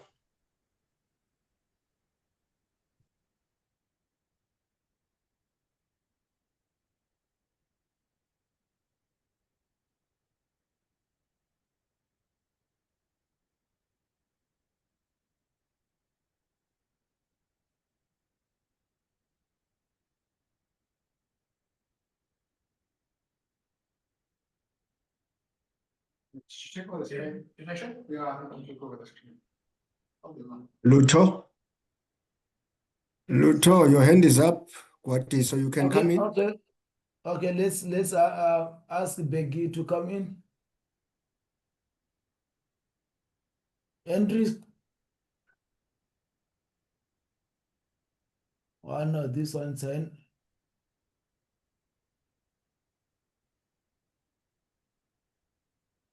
Hello. Yes. I just put questions in the Q&A as well, but I have two questions. Is it normal? I just checked my MTRs now on the new system. Is it normal for the MTRs not to show my hours of previous months since we've moved to this new system? No, all the credits have been transferred. If yours are not appearing, please just send an email to info, then we can quickly transfer them. Okay. Yes. All right, yes, I'll yes. do that. And then They must be reflecting, but we can actually show them. Yeah. okay. But just send us an email. We can actually put them visible for you. Yeah. Awesome. Okay, I'll do that. And then I have another question, something that I've been struggling with, I think throughout my candidate period. Is it possible if maybe you can show us how a mentor should navigate the system to sign off our hours? Because my mentor has been struggling to find the option for the longest time to sign off my hours. But their details show on my portal, so I can send them a notification, but it's not, my name doesn't show up on their side. But I have sent emails, I just haven't had a response. Okay. Yeah. Seb was going to demonstrate that, but please send us an email so that we can check whether you are linked to your mentor there. But Seb can demonstrate that how a mentor is going to sign in and assist you. Okay, cool. Yeah, 100%. Okay, yeah, thank you, 100%. So this profile that I'm listed here is for the mentor, right? So when a mentor actually logs on, he logs on exactly the same way as the candidates logs on. And also, as you can see, this is my name, my mentor role here. And then when a mentor actually logs on, it's the same sort of menu too. But when he clicks under MTR, he'll be able to click, for example, my candidates. This will list all the candidates that the mentor has been linked to. As you can see, this is the candidate that is linked to this mentor. And to access this candidate's MTR, you click on the access MTR. And then the mentor, as mentioned, will only be able to sign off MTRs that are in a submitted state. Any MTR that is in a in-progress state, like this one, for example, if I go into it, the mentor will be able to see what you are doing, but will not be able to sign off or submit it because there is no submit button there, as you can see. But any other MTRs that are in a submitted state, like the one in July, the mentor will be able to access it. And then view, obviously go through all the points and the hours that you had submitted, and will be able to to sign off and see your signature as to say that the candidate has agreed to the terms of condition, has signed it off. Now the mentor also has his own terms and conditions that he needs to submit, and then your mentor can also sign. And once the mentor has signed off, then it means that he also needs to just say put the MTRs in the complete state to say that yes, I have accessed it, I looked at it, and I've completed it, and I'm now signing off. Then you are able to sign. And the mentor is also able to sign.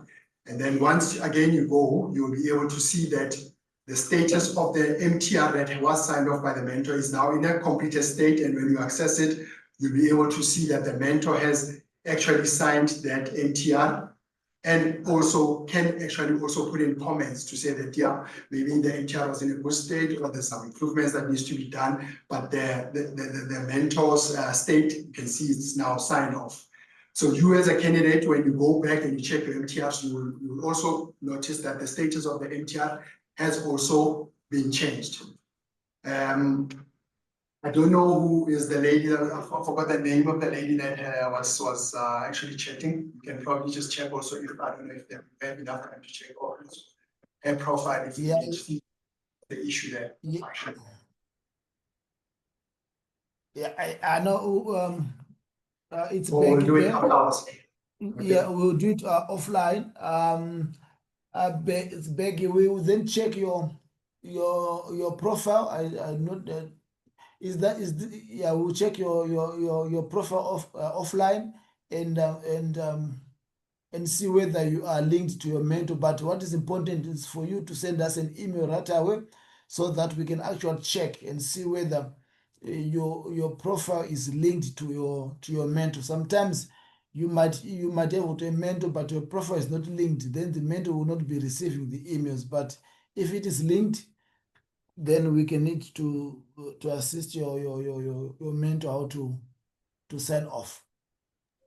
Okay. All right, no, thank you. I sent an email now. Yeah, I'll hear from Okay, you. no. Okay, no, it's fine. If you send it to info, we will receive that email in a minute or so. All right. Thanks. Thank you. So Mr. Menetzi, so I have shown the profile for the mentor. In terms of the mentor, I don't know if there's any other questions or comments that we need to maybe take. But yeah, this is the mentor's profile. I've shown also the candidate's profile. So I think with that, we'll just wait for any comments or questions.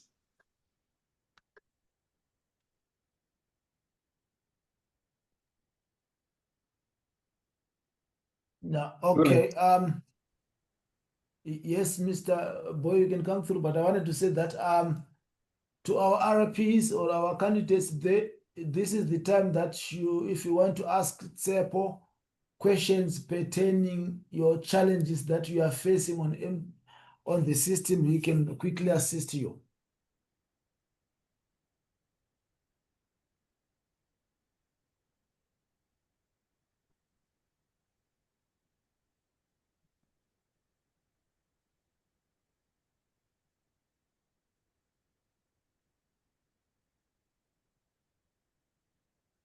Mupunzi, you can come through.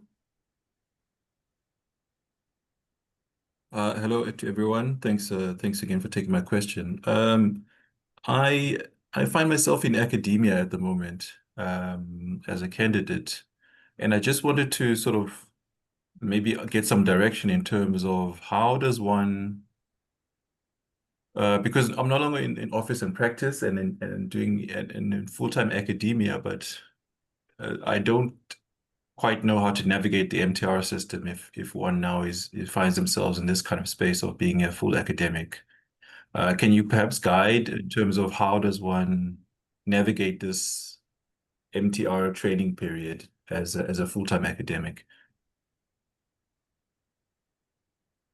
Right. Tell me, which candidate are you? Are you architect, technologist, or senior technology? I mean, a draft person, technologist, or draft person? Candidate architect. Or candidate architect. And Yes. did you, before you joined the academia, did you upload something on the MTR? Yes, but I mean, we're going back a few years now to almost pre-COVID. So I started academia just after COVID. Or after COVID? Yeah, Before you started that, did you work in? Did you submit? Okay. Okay, now because it's quite a unique case. What you need to do there, write us an email. all right. Yeah. Also inform us when did you last update your MTR. Then you tell us when did you start academia, Okay. and we will take it from there and give you a proper direction, because it's not a generic one. It's quite specific. It needs some other consultation outside the scope of this meeting. Then we can assist you, because right now you are no longer doing all the competence there. So you're only doing probably one or two or so on Yes, those ones. yes. Yeah, I know. It's a special case. Please just send us an email, highlight everything, then we can assist you from there. All right. I'll put my email on the chat. You can write direct to me or to info. All right. I'll do that. Thank you very much. Okay.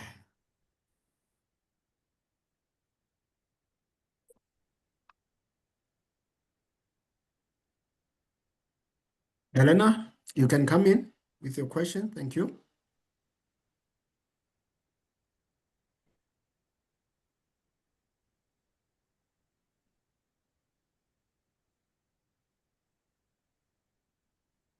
Helena, please unmute. Hi, sorry, I was speaking. I didn't unmute yet. Thank you for the opportunity. I would like to know I would like to write in October. But if, for example, you have a few points that you need, even though you already have over 400 points, but in a certain category you need a few points, but you have obtained them in the month of August already, but because the month's not over yet, that set hasn't been submitted yet. Would you suggest then only applying at the end of August, seeing as the closing time is the 15th of September, so that can be included and taken into consideration? Okay, tell me how many are left there, because you cannot write or even apply without full 400. But just tell me, for argument's sake, how many left for you? Okay, so I do have 400 points, but in the category for, if I remember correctly, I think it's category 4, I need 4 more points, but that has already been achieved in the month of August. That's the Or yeah. Okay. No, it's fine. What you need to do is you need to write to us explaining exactly what you are saying there, because we don't want to say that you can apply and no. We can open a can of worm there for people who are not comply. You write to us. You give us that narrative. We then therefore go and check onto your profile. After we check on your profile, if we see that you only need 4, then an exception can be granted. Can be, and I use the word can be, and it cannot be. So I don't want you to say that we were told that we can apply. No. You can just send us an email. Then the administrators are going to go through your profile to ascertain, and based on if it is going to be this month of August, I'm sure they can grant you. But I am not saying they will grant you. So Yes. Okay. please just write us an email, write that narrative, then we can then communicate to you. Because what I don't want here is to open a can of worm whereby Yes. people Yeah. without some of them may come with 20, of which they cannot be able to complete those 20 by the 15th of September. So it will be dangerous. Yes, no, I So, hear you. Thank you. I appreciate it. okay, thank you.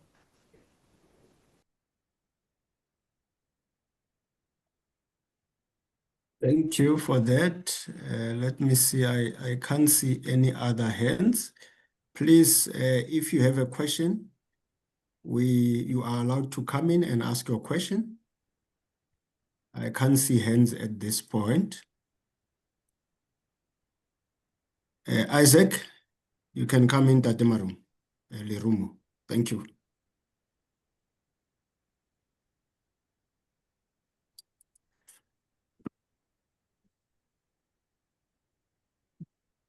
Isaac, you can unmute.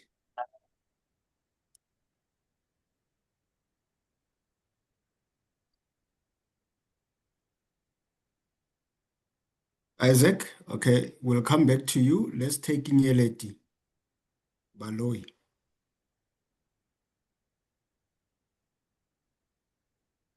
You can unmute Nyeleti. Hello, how are you? Fine, how are you? I'm good, thanks, and you? I just want to Good. find out. I didn't see. Maybe I'm no longer checking well on my emails. When are we? Are we registering for the exam for October?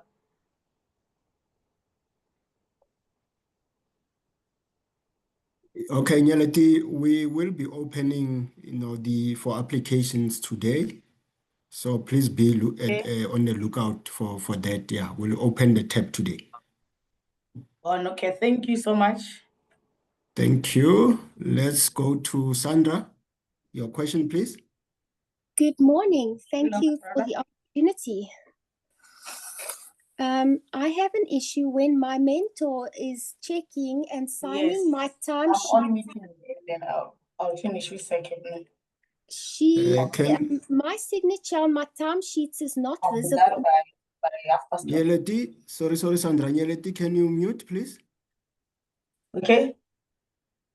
Thank you. You can continue, Sandra.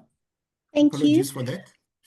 When my mentor goes into my submitted timesheets and she checks them and signs them off, my signature is not visible, so she asks me to re-sign. Why is my signature not visible? Because I do sign off my timesheets before submitting them. Yeah, so I don't know, Mr. Boy, can I take that one? Yes, please do it, Seppo. Thank you.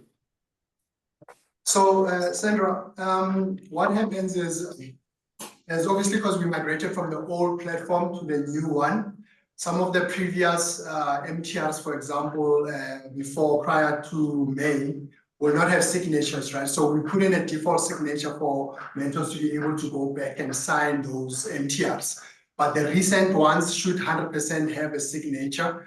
If they don't, then we'll have to maybe just send us that email, then we can just come and just have a look as to why the signature is not there. I will definitely take it up on myself just to verify on your MTRs to verify that all the signatures are there, and we'll come back to you. But as I mentioned, the mentors shouldn't be really worried about the MTRs that were prior 2025 or prior May 2025, because in the previous system we didn't have signatures, so you wouldn't be having signatures on those ones. But yeah, just send us an email and then I'll just have a look at it. Thank you. I also find if I go back to previous timesheets to check for my signature, I cannot do any changes. So I have tried to sign previous timesheets submitted, but I'm not able to do so. So Yeah, one okay. Sandra, can you please tell me if you said previous, how previous is previous? Can you tell me in months? I can't remember offhand. I'm gonna have to double check and then probably email you. Yeah. I think there was a period that we opened, but I'm sure now we have closed all those grace period. Okay. So yes, now it must be current month. Remember, there was a period that we opened for 4 months back, whereby Yes. you can go back and do whatever you can do. But if it is now, it's not going there, you then need to write to us, then we can look at that case, and probably, if need be, we can actually open that month for you, if need be, and the reasons provided are valid. Thank you. Thank you. Thank you very much. Thank you. Thank you. We'll await your email, Sandra. Thank you Thank so much. you. Let's take Daisy Tulo. Please unmute and ask your question. Well, unmute. Can you? We can Yes, hear we you. can Yes. we can Oh, hear you you. can hear me. All right. I wrote my exam my previous PP exam in 2022. Now, my main question was and I want to write again for October. Now, my main question is, do I still have to update my MTR, or do I qualify automatically because I've written already and I qualify?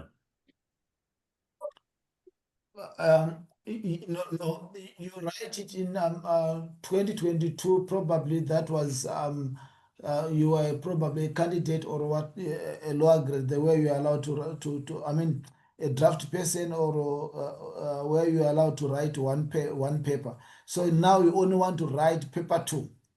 No. I wrote 2 papers, and I'm currently a candidate, senior architectural technologist. So I didn't pass in 2022. So I want to write again this year, October. Yeah. Both papers. No.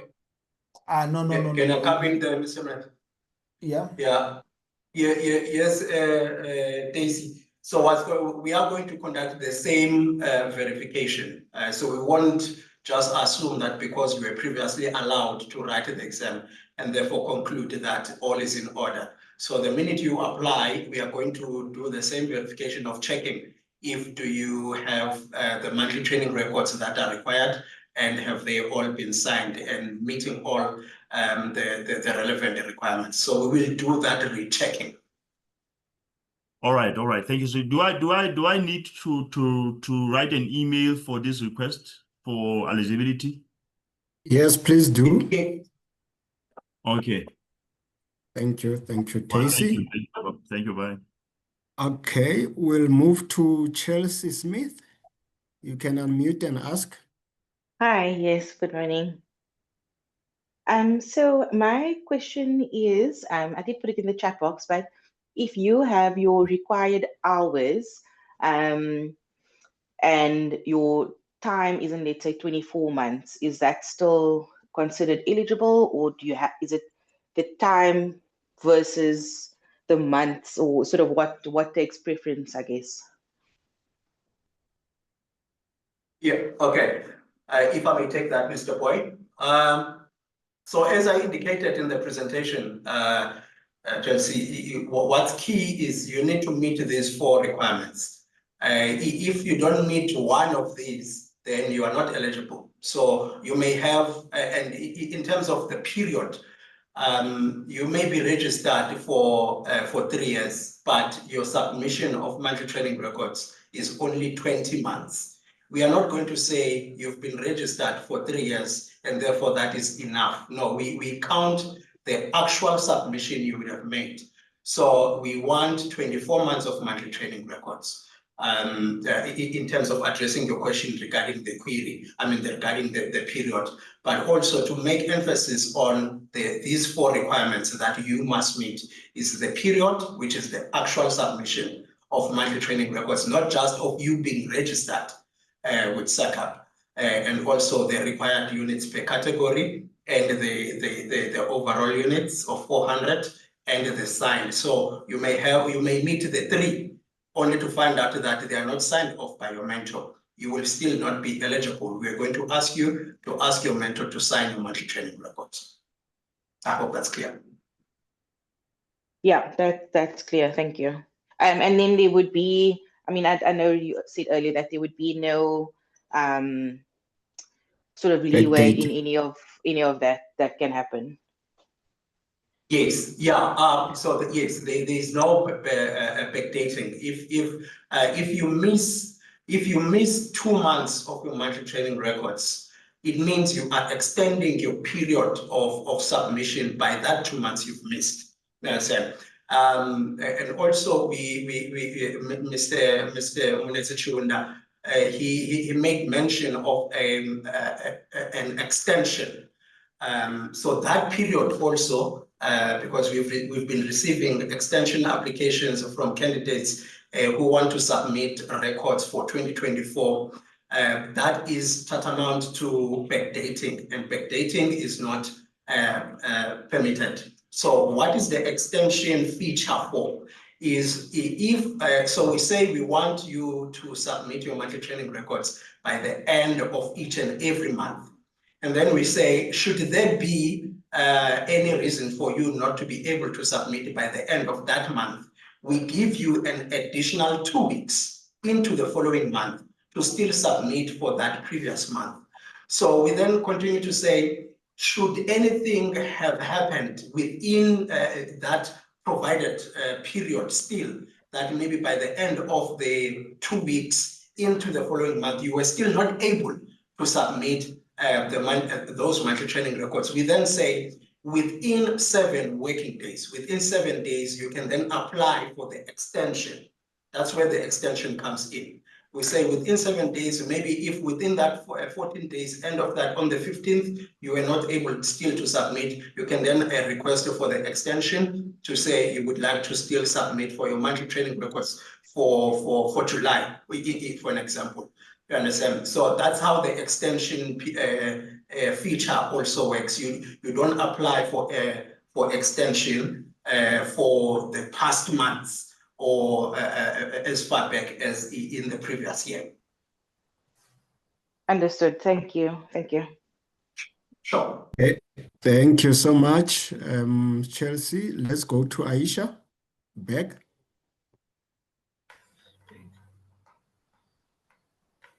Aisha, you can unmute and ask your question. Or Faith. Faith, I'm not sure if it's a legacy hand. Faith, is it an old hand? Yeah, I think it's an old hand. Yeah, let's take then Umpemetsi. Umpemetsi, you can ask your question, then we will be followed by Mohammed Shah. Umpemetsi, unmute and ask, please.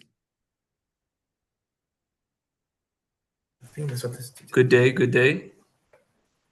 Good day, Mohammed. Is it Yes. Umpemetsi? Oh, Let's continue, Mohammed, and we'll give Umpemetsi after. Please continue. good day. Thank you, sir. Thank you for allowing us to speak. I'm currently serving my hours in South Africa.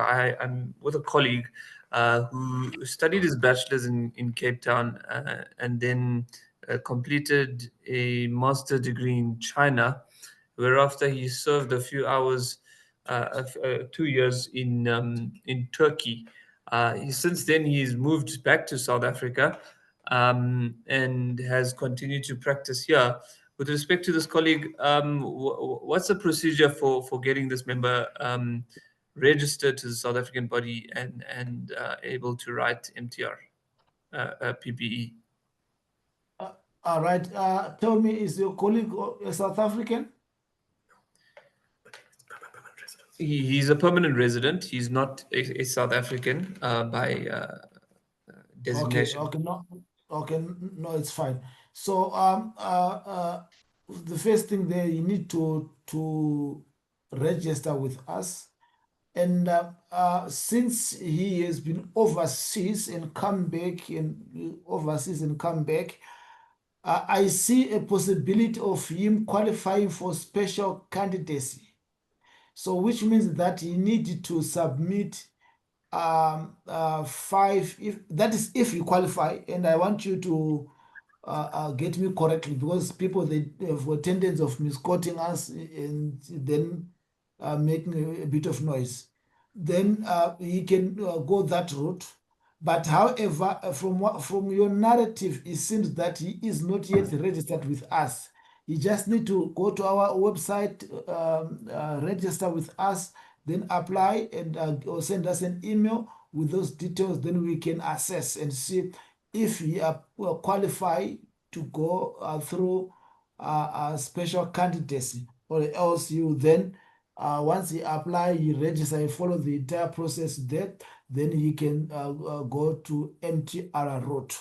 So if the qualifications were not obtained from South Africa, meaning that he or she needs to submit, go to via SAQA, submit his qualifications evaluated, and after that, but the moment he applies, we'll then be able to give him full information and how to proceed to proceed. If you have got a permanent res, which is fine, there's no need for him to apply for a visa later there. So it will be only SAQA so that we determine the level of his qualification. And once we determine that, and once we determine everything, we can advise him either to go to MTR route or a special consent route there. So it's a situation dependent, and we are not opening that everyone can go to special consent, no. But I'll send the email. yeah. All right. Thank you, sir. Thank you for answering that question. He's listening, and we'll take that information and follow the relevant channels to see that he's registered. Yes.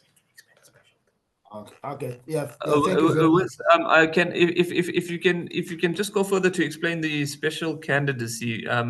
Is that a situation based on project work, or is that something which is based on is it a bureaucratic trend? How does special candidacy work for your institution?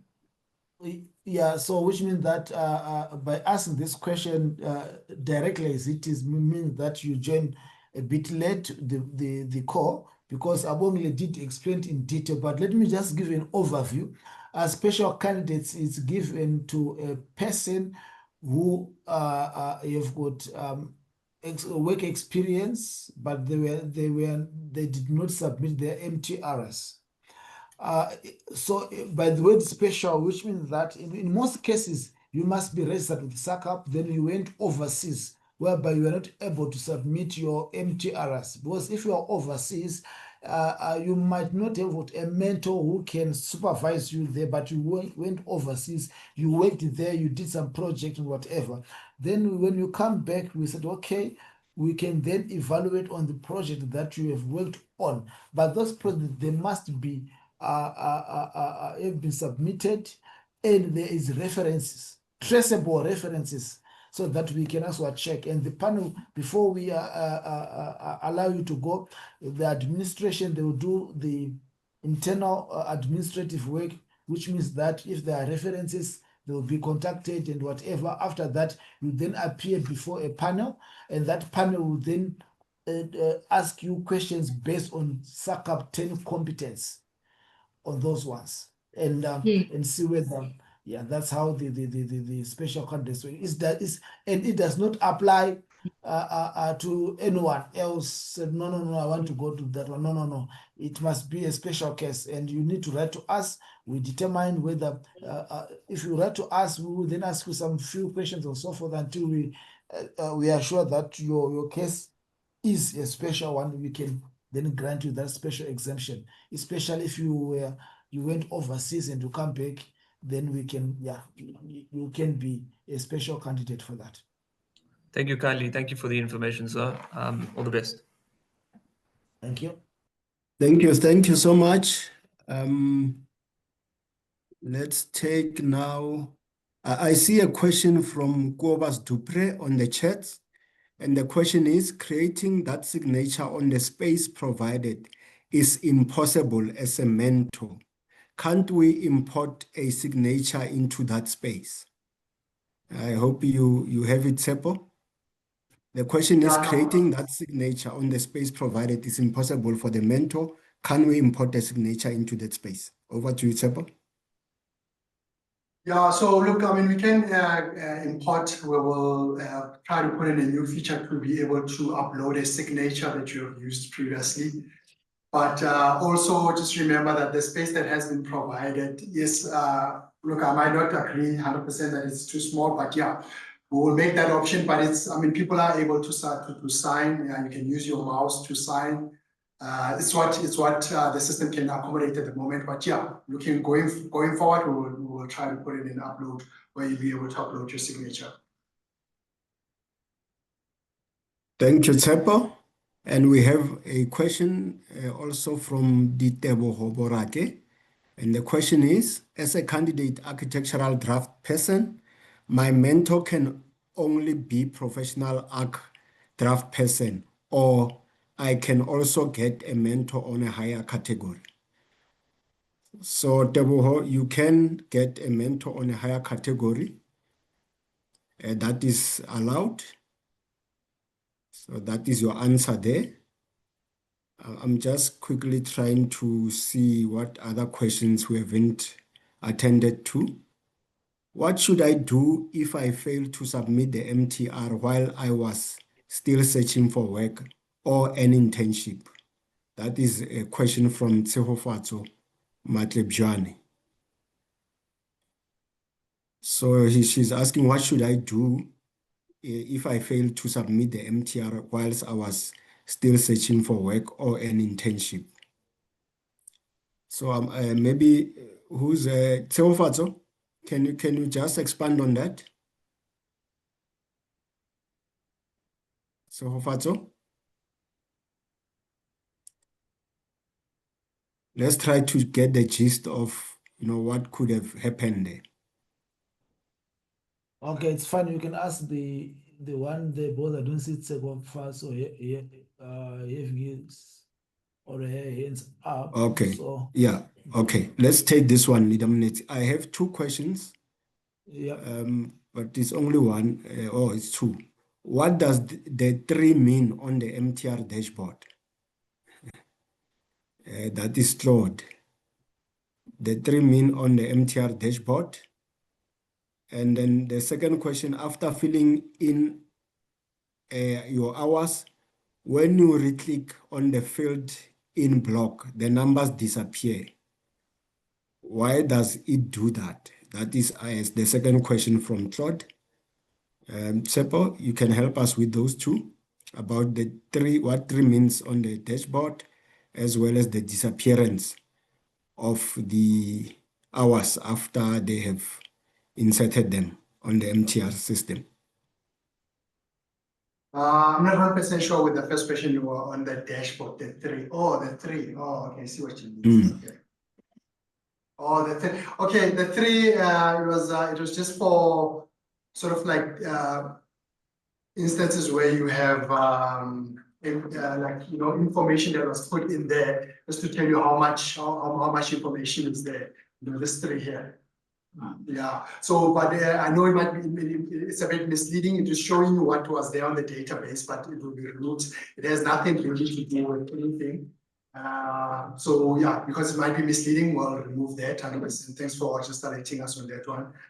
And then in terms of numbers that are disappearing, we did work with, there was a lady that reported that issue previously, and that was resolved, but this was like when at the beginning of the system, when you put in a number and you go to another column, and then when you come back, the number converts again or it disappears, but it hasn't happened. But if it's happening, sir, please also just maybe let's schedule a call offline and then you just show me exactly what happens and then we can address that.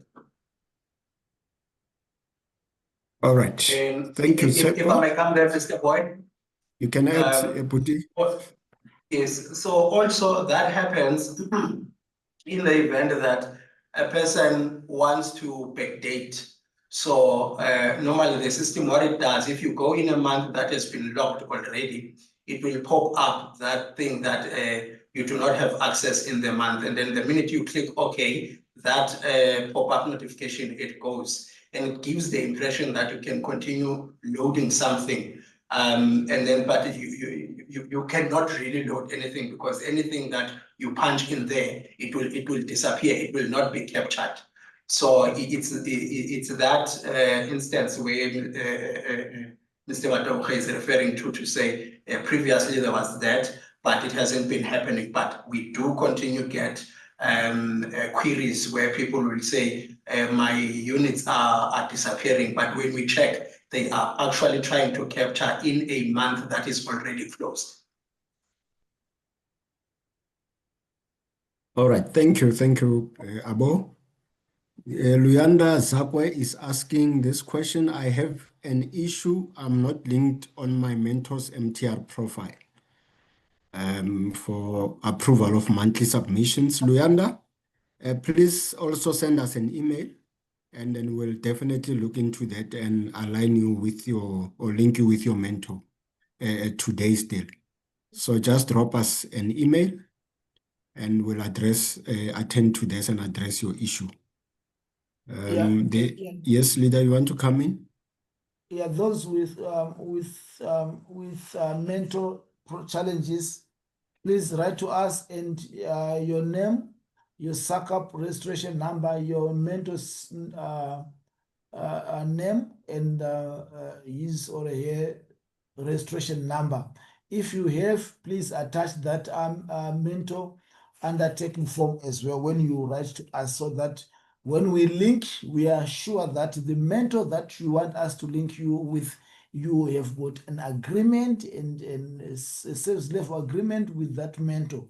So when you have got that issue, please send us the signed undertaking form so that we can then be sure that we are linking you with the right mentor. Thank you. Thank you, Leader Munetsi. There are quite a few hands, you know. Yeah, let me just take the last ones on the chat. I think we have only 2 questions to go. And the question from Kabelo Muloti is, after passing the PPE and upgrading, how soon can I take on a candidate for mentorship?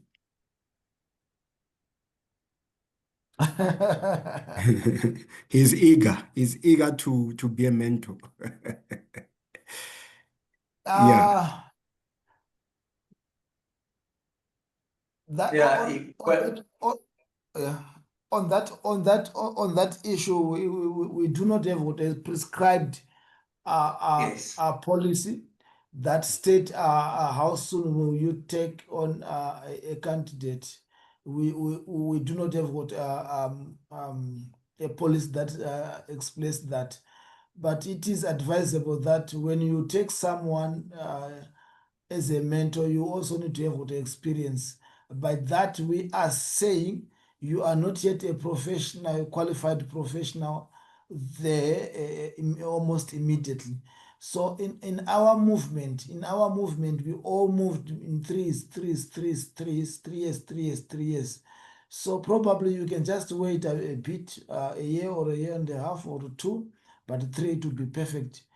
Because we are running out, we do not have what people who are willing to be mentors, but it is important that you are first be accustomed with the industry before you take to mentor someone. So your experience there might be a bit lacking. So we encourage you to acquire experience. Like what I said, if you check on our movement, we moved by 3. If you want to do RPL, after you completed 3 years, you then have to wait another. I mean, if you pass one category, in order for you to move to another category, we require you to wait for 3 years. So I would then therefore say that probably you must have 3 years experience in your category to be a fully mentor who is able to pass knowledge to others. Yeah, thank you. Thank you, Leader Munetsi. Abo, Chantel is asking, does the plus 265 mean you are 265 units over the minimum of 400 units, or does it mean you are currently have only 265 units? Okay. Thank you, Mr. Boy. Well, if it's a plus, it means it's a surplus. Yeah, it means it is a surplus. But what I also like with the new system is that, particularly with the units per category, is that it indicates by means of color. If you are in the surplus, it will be green, and if you are in the shortfall, it will be red. But if it's a plus, that signals that it's a surplus. Okay, now I think it's very clear. So the plus equals to surplus. That is the answer. Ompimetse Muleli, you can ask your question. I think we're done on the questions on the chat. Ompimetse? Right, thank You can you. come in. I just wanted to ask, following on the earlier conversation about the extensions or exemptions. If you recently registered, so let's say like June, July, and you haven't submitted a monthly training record as yet, are you able to submit all the way from June or from the date of registration as a quote unquote like backtrack, or is it only applicable from like now, July, for example, if you're asking for an extension? The simple answer there, Umpimet, is that you can only load your MTRs from the date of registration. We can't, backdate or backtrack and start from whichever period when we are not registered. So it will only start in June going forward for your 24 months or 36 months submissions. Okay, perfect. Thank you. Thank you so very much. Nyeleti, is it an old hand? I think it's a legacy one. Trying to see who else. Amy Jane, please come in. Hi. I think that you pretty much answered the question now for the lady before me. So I registered at the end of May, and I had an issue in terms of my profile being deactivated. So I emailed info at SACAP, and they resolved the whole issue with me not being able to sign in. But then the lady that assisted me via the email said that I should enter my hours from January up until the current month, which was for June. In the email, she said, please note that you need to submit your MTR from January 2025 till now. And I know that you are saying that we should only enter from a month of registration, but obviously that email now confused me. So I was wondering if you could maybe just give me a little bit of clarification on what I should do, because I did obviously then fill in from January up until the current month. So those are logged in and processed and everything. Okay, no, I think the lady was referring to the period when we were in transition from the old system to the new one. So that during that period, as Mr. Munetsi indicated, we did open, for some months. I think it was 4 months or so, where you were able to, load your MTRs. So yeah, that will be considered because you did it in that period. So And then, we have since closed for that. And I also sorry. give me some clarity there. Yes, Okay. please. Yes. Also, I mean, is in the event that by that time you were registered with SACAP. So this means if you were registered in, say you were registered in April, the fact that you had access to capture monthly training records for January will not be considered, because yes, the communication might have been that, yes, because of the transition we were making, there were months that were interrupted, and therefore we opened those months. Yeah, I remember it was in April, and we opened from January until then in April, May, thereabout. Therefore, that communication was sent out. However, when it comes to the counting of your monthly training records, we are going to look at when were you registered. If you were registered in May, even though you would have captured records for January, February, March, because of that communication, we will only consider from when you got registered. Okay, thank you. I definitely understand now. Thank you, Abo, for that. Franco, you can come in. Good afternoon. Thanks for the presentation. It was quite good and yeah, quite clear. Maybe just a note on, I believe it was Kobus Murray who asked it. I've noticed on my side that the web browsers such as Firefox aren't necessarily optimized with the MTR system. So a browser like Google Chrome actually allows you to, well, it picks up the signature within that signature box, which on Firefox it doesn't. So perhaps that could be a workaround. I know that the SACEP team now mentioned that they would look into importing a digital signature, but yeah, that's kind of the workaround that I did on my side. So yeah, potentially also worth for the IT team to look at optimizing it for the other web browsers as well. Okay. No, Francois, thanks for that, Francois. Yeah, in terms of that signature, we had gone through all the other browsers like, the Explorer, Firefox and Chrome. But like you mentioned, so we'll just have to go through and just verify in terms of Firefox, and obviously with that upload feature, I guess it will resolve most of those issues there. But yeah, 100% thank you for yeah. Awesome. Thanks. Cool. Cheers. Thank you. No, thank you. Point noted. Thank you for that, Franco. Aisha, is it an old hand, a new hand? If it's a new one, please come in. It's a new one. Thank you for taking my questions. I wanted to ask if my 24 months ends in October, and say I have everything, like I have the hours and so on, but then I'm just missing that one month. Am I eligible to apply?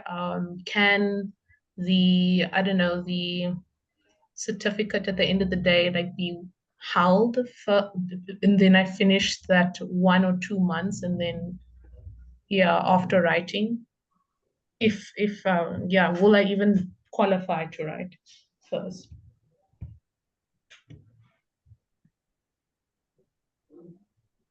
Thank you for that, Aisha. As we indicated earlier, when you apply, you should have met all the requirements.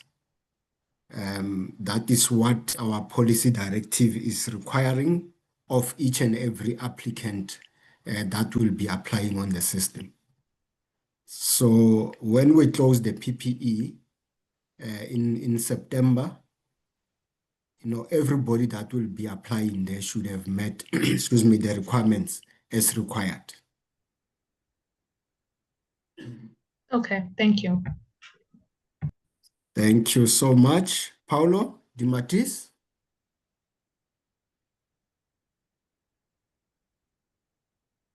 You can come in, Paulo.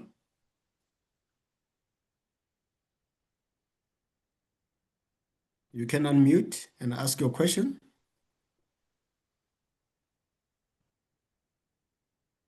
Okay. Seems like Paulo is struggling there. Are there any questions? You can just jump in. If you can't raise your hand, we are allowing you to ask your question.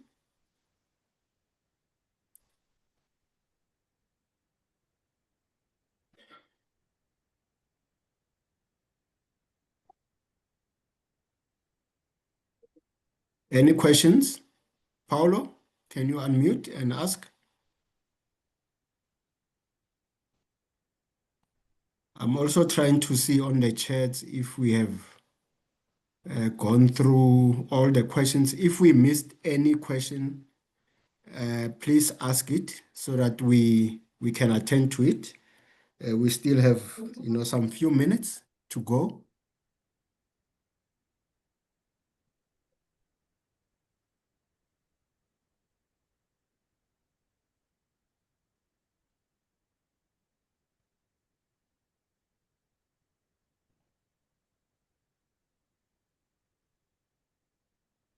So we don't have any questions. We have managed to answer everything. Abongile, your hand is up. Do you want to add anything? No, Mr. Boy, it was my mistake. If it's up. All right. I think we have then dealt with all the questions thus far. Let me just do a final check.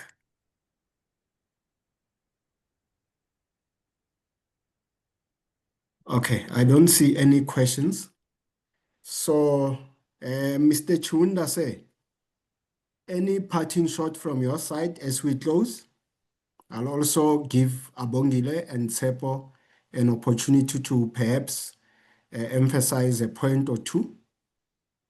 Then we will close the session. Thank you. Let's give demerit Paulo there to just ask his question before we close. Hello. Sorry, I didn't got the Okay. I didn't got the unmute message. Some problem. Sorry about that. No So problems. I wanted to ask you about the candidate period time, right? That can be, delayed because late submissions, but I wanted to know how long that can be delayed, and if some candidate want to stay candidate forever, is that an option or is not really an option? Because also financially, when you migrate to the professional side, then the fees are more expensive, and someone doesn't want to have those responsibility. Mostly if he's in a big office, right, with a lot of people that work in the same office, and they feel like doing more like kind of office space type of work in design, but also is not such an extent where they actually maybe have a lot of contact with clients, those type of things. Thank you, Paolo, for that question.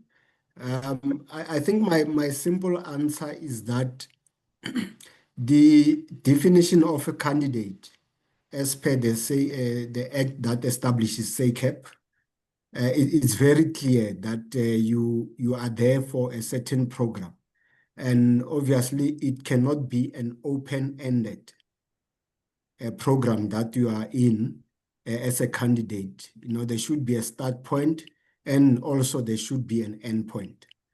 And we are tracking, as SACEP, we're tracking all of those candidates that would have been on the system for quite a long time. And we do send communication for them to complete their MTRs and get them signed off and apply for, the PPE examinations. So we really wouldn't want, people to or candidates to stay in the system unnecessarily so. Because the intention is for one to go through the process of internship, submit what is required, and ensure that they write the PPE and upgrade. So, we are not allowed to have a candidate being a candidate for years on end without transitioning. Leader Mnetsi, you can add there. Yes, you are 100% right. We have been tracking those who have got more than 5 years. So if you are on the system for 2 years, we normally allow you, give you another year. 3 years. Those who with 3 years, with 36, we give them another year. Sometimes, but when we start tracking those in the system more than 5 with 5 years and above. And if you check very well the system, our policies require us by right, we are supposed to terminate those ones who are more than. But what we do is we then send you email, then try to assist you if there are any challenges while you are still a candidate. You are not required to be a candidate for as long as you are. We also have noticed that most of those, especially those ones who are in academics, they tend to go that route. But we are trying to address that. That's why you heard me saying to the colleague there that you need to contact us, and we devise a way of the person to comply. Thank you.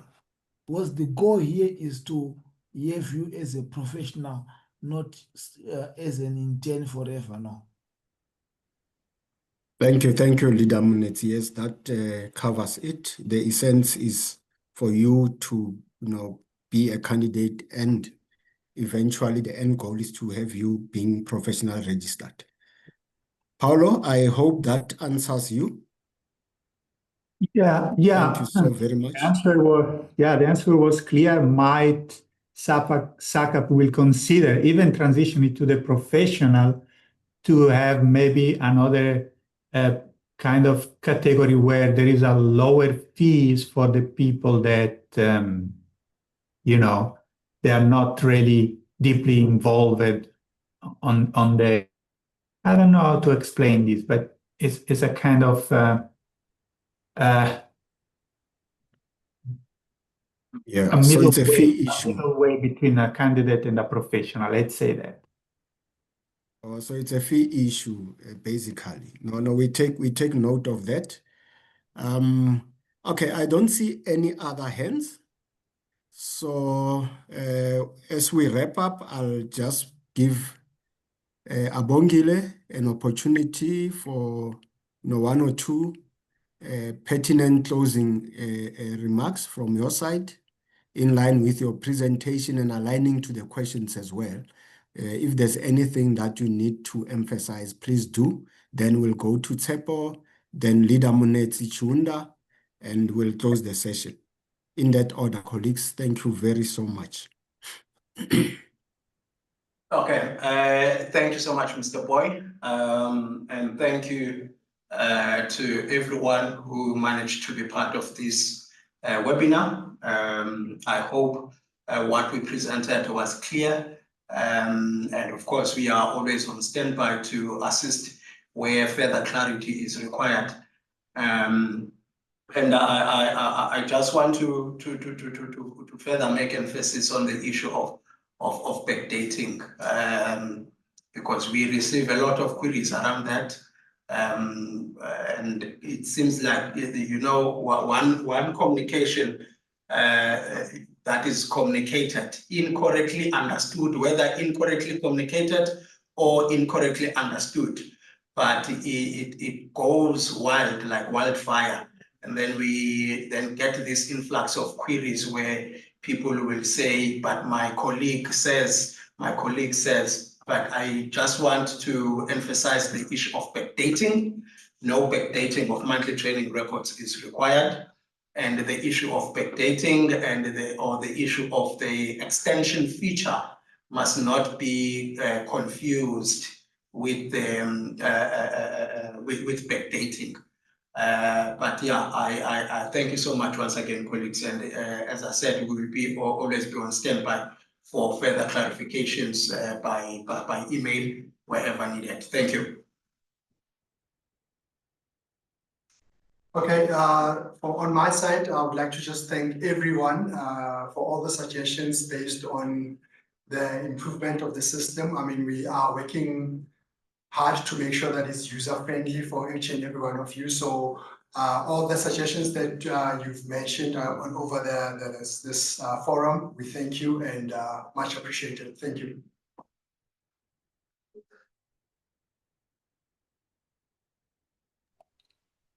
Thank you very much. I see there are people who are asking that they don't have got a mentor. What should I do? Please, if you're struggling to find a mentor, sometimes just write us an email. We might link you to one if we might find one who is available, so that we can assist you in that area. I know that the issue of a mentor is a serious one. So sometimes just drop us an email. We can also assist you. Please note that this video is going to be uploaded on our YouTube. And those who are mentors on this platform, please make sure you write to us as well, so that we can give you CPD points if you are a professional who is attending this. And the other thing that Abongile emphasized, please let's take note of that. And the issue of special candidates is not for everyone. you need to know that the condition for one to be a special candidate. But otherwise, thank you for attending, and may God bless you going forward. Thank you. Thank you, Tim. And let me also extend my heartfelt thanks to everybody that participated in this particular webinar, from all of the colleagues that made the arrangements. Brenda and the team, we thank you so very much. Abongile Tsepo, Leader Munetsi, thank you so much for making sure that we have this successful webinar. And I hope that to all the candidates, I hope that your questions were answered. You know how to navigate. But as indicated, we cannot overemphasize that. If you have any queries, please send us the email, and we'll make sure that we respond and guide you as per the discussions that we had. And we wish you all the best, and we look forward to having you writing the PPE in October. At this point, we're still in time. We're scheduled to end at 1. The time now is 1. So thank you so very much, and wishing you all the best further. We will adjourn the webinar at this point. Thank you so very much.